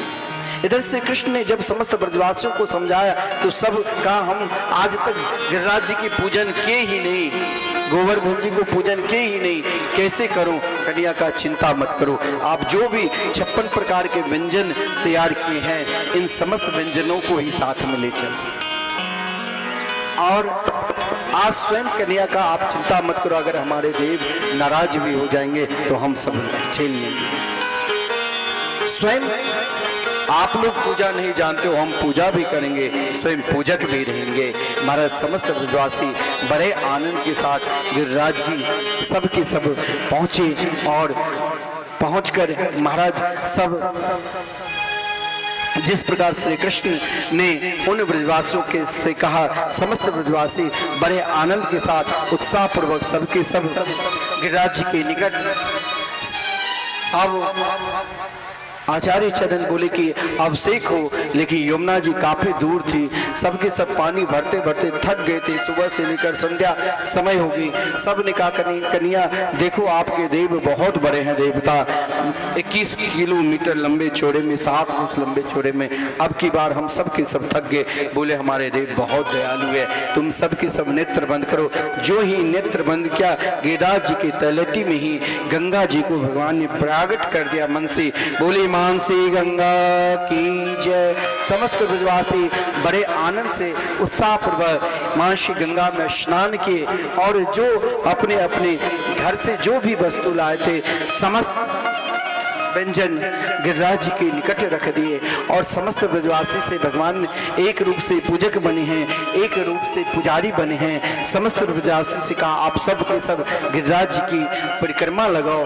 समस्त ब्रजवासी परिक्रमा लगाने के लिए गए। जिस क्रम में श्री कृष्ण पूजक बनकर इधर जितने भी व्यंजन थे, समस्त व्यंजन में तुलसी पत्र डाला गया और भगवान स्वयं पर्दा लगा दिए। समस्त ब्रजवासी भाव के साथ, आनंद के साथ गिरिराज जी की परिक्रमा करते हुए, देखिए मन से हम भी इन कार्तिक माह में कहा गया है कि गिरिराज जी की परिक्रमा करने से 1000 भारतवर्ष की परिक्रमा की जो फल मिलेगा संपूर्ण भारतवर्ष के धरातल की, वो मात्र गिरिराज जी की गिरिराज जी के निकट एक कदम अगर आप रखते हैं तो फल मिलता है। समस्त ब्रजवासी बड़े आनंद के साथ परिक्रमा लगा रहे हैं और सब भाव के साथ आ भी रहे हैं और गाते हुए मैं तो गोवर्धन को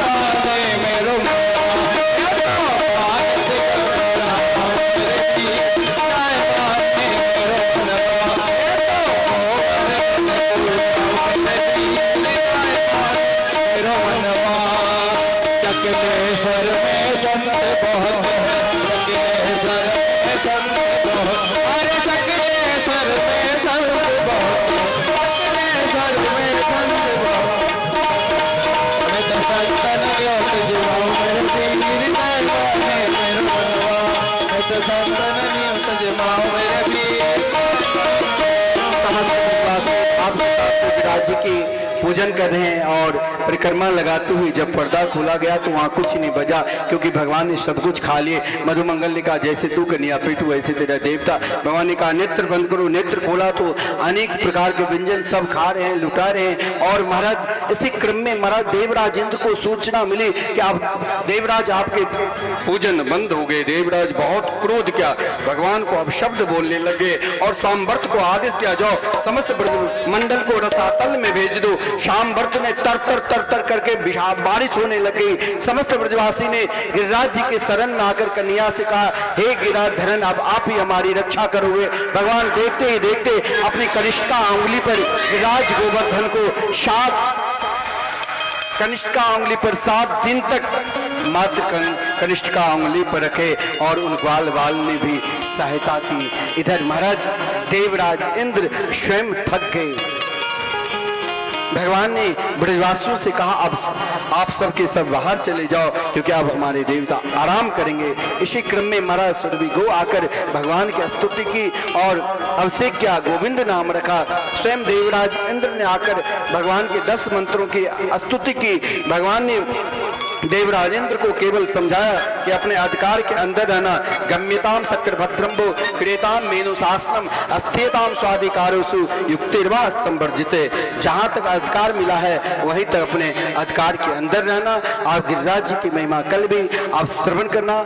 आइए अब हम सब गिरिराज जी की जो दिव्याति दिव्य छटा है उनके दर्शन करते हुए फिर आरती के दर्शन करें। और कल की जो कथा है कल बहुत विलक्षण है। कल आप जरूर सब समय पर आना। कल आप महाराष्ट्र लीला की कथा श्रवण करोगे और फिर श्री उद्धव गोपी संवाद। और कल ठीक इसी समय हम सब बड़े धूमधाम के साथ श्री कृष्ण रुक्मिणी मंगलमय विवाह उत्सव का भी बड़े धूमधाम के साथ दर्शन करेंगे। हमारे आचार्य जी आपको बताएंगे। आइए हम भाव के साथ मन को यहीं पर रखकर भागवत पंडाल में भाव के साथ वृंदावन गिरिराज जी पहुंचे और भाव यही करें जो हम परिक्रमा प्रारंभ किए हैं। पहले दान घाटी से प्रारंभ किए, दान घाटी से गोविंद कुंड से जतिपुरा से होते हुए सीधे उद्धव कुंड के दर्शन करते हुए महाराज श्री राधा कुंड, श्याम कुंड, कुसुम सरोवर के दर्शन करते हुए हम सब परिक्रमा भाव के साथ करें और पुकारें।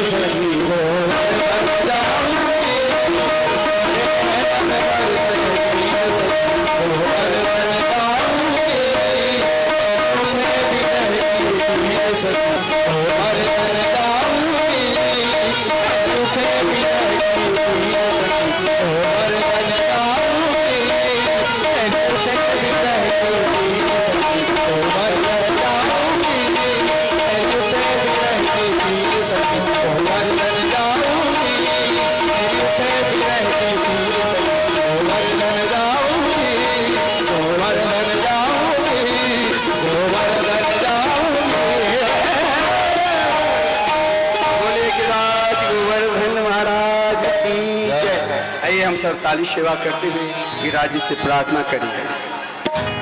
गिरिराज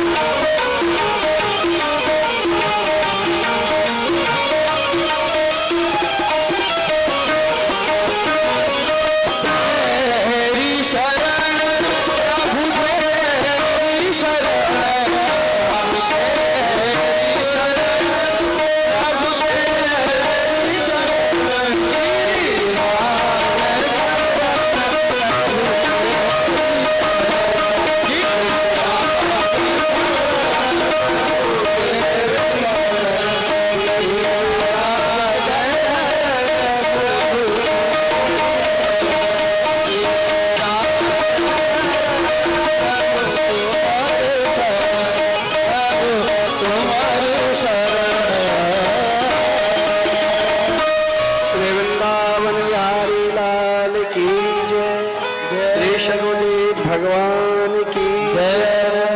आज के आनंद की जय। श्री हनुमान जी महाराज की जय। जय जय श्री राम। जय जय श्री राम। श्री गिरिराज महाराज की जय। श्री गिरिराज महाराज की जय।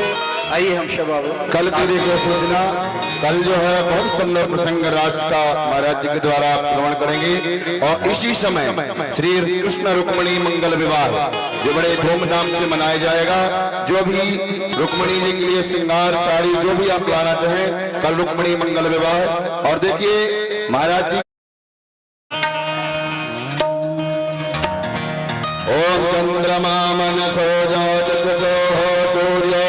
अजायला क्रोधापाय च प्राण च मुखा दग्निरजायला। मैं आरती तेरी गाऊं ओ केशव कुंज बिहारी। मैं आरती तेरी गाऊं ओ केशव कुंज बिहारी। मैं नित नित शीश झुकाऊं ओ केशव कुंज बिहारी। नित नित शीश झुकाऊं ओ केशव कुंज बिहारी। मैं आरती तेरी गाऊं ओ मोहन गिरिवर धारी। मैं आरती तेरी गाऊं ओ मोहन गिरिवर धारी।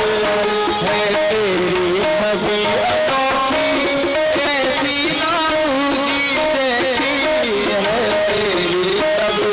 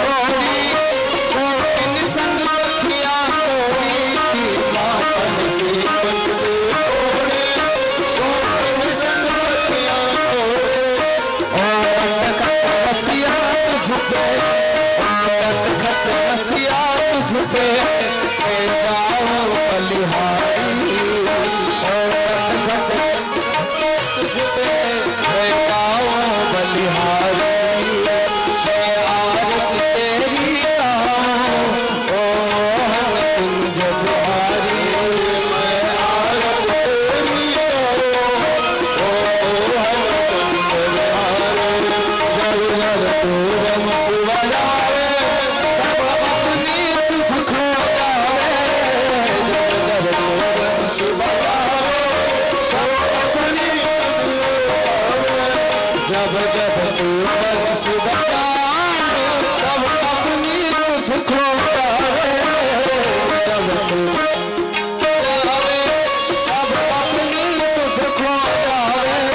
तू सबका सब तेरे प्रेमी तू सबका सब तेरे प्रेमी तू कृष्ण प्रेमावतारी मैं आरती तेरी गाऊं प्रीति तव अंग बिहारी। मैं नित शीश झुकाऊं ओ मोहन कुंज बिहारी।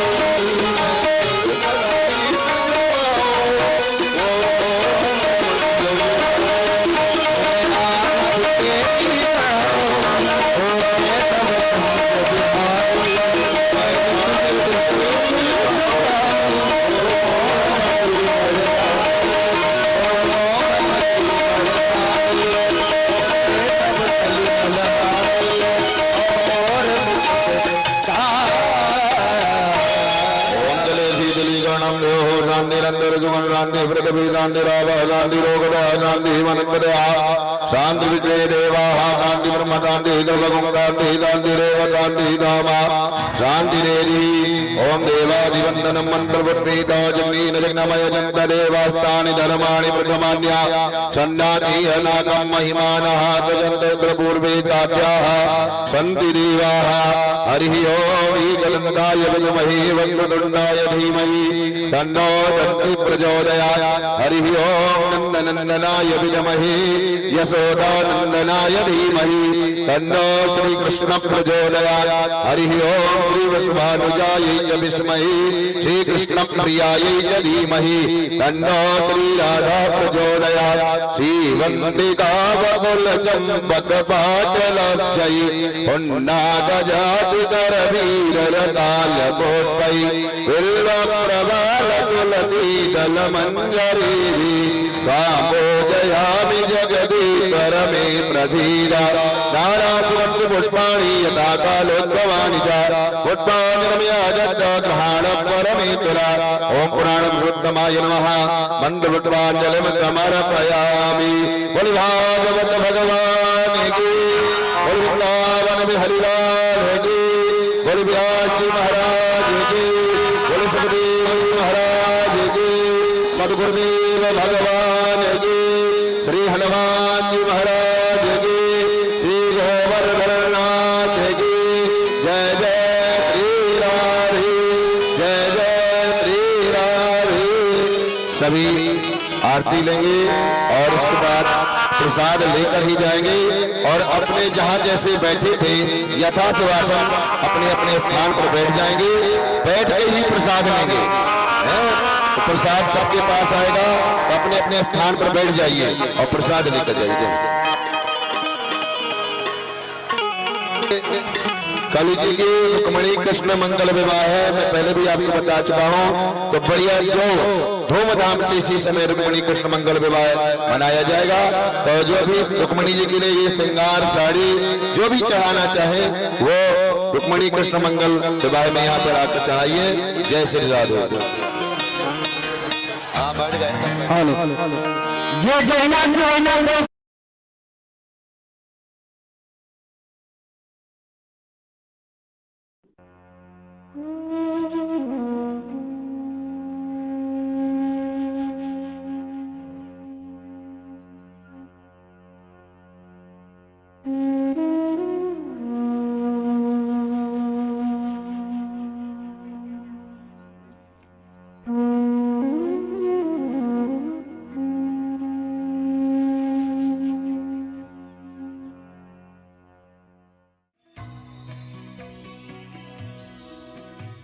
परम पावन श्री वृंदावन धाम की भूमि पर परम पूज्य सदगुरुदेव भगवान द्वाराचार्य जगत गुरु निम्बारकाचार्य श्री मुकुंद देवाचार्य पीठाधीश्वर श्री राधेश्याम शरण देवाचार्य जी महाराज के मार्गदर्शन में विश्व प्रसिद्ध भगवान श्री कृष्ण की नगरी श्री धाम वृंदावन परिक्रमा मार्ग मिथिला कुंज आश्रम में निरंतर 24 घंटे अखंड श्री युगल नाम महामंत्र संकीर्तन 30 वर्षों से चल रहा है और अखंड अहर्निश 24 घंटे सदा श्री धाम वृंदावन में मिथिला कुंज में चलता रहेगा।